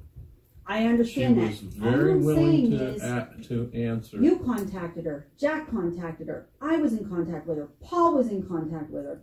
You didn't tell us that you did. You didn't. Mr. Zubich didn't tell me that you did. I did it the Nobody last told. I told y'all sitting right here at the table that you know what? It doesn't matter. It doesn't matter. It's late. It's late. All I'm asking is for you to be a little bit understanding with my little wand. That's what I was wondering. Yes, we were the same thing with the attorney. You were to come to the group and decide. It's in here that we can serve a question to the solicitor. I tell you what. Okay, all right. It's late. Let's just wrap this up. I make a motion to get out of here. We need an executive session real briefly. I hate to say this, to talk about our finances, hiring a bookkeeper. We are in dire straits. Yes, if we don't are. have 2018 redone by QuickBooks, we have nobody that's going to hire us. All right. So it's the end of the night. I'm Executive sorry. session is the last bit of order. So, yes, and.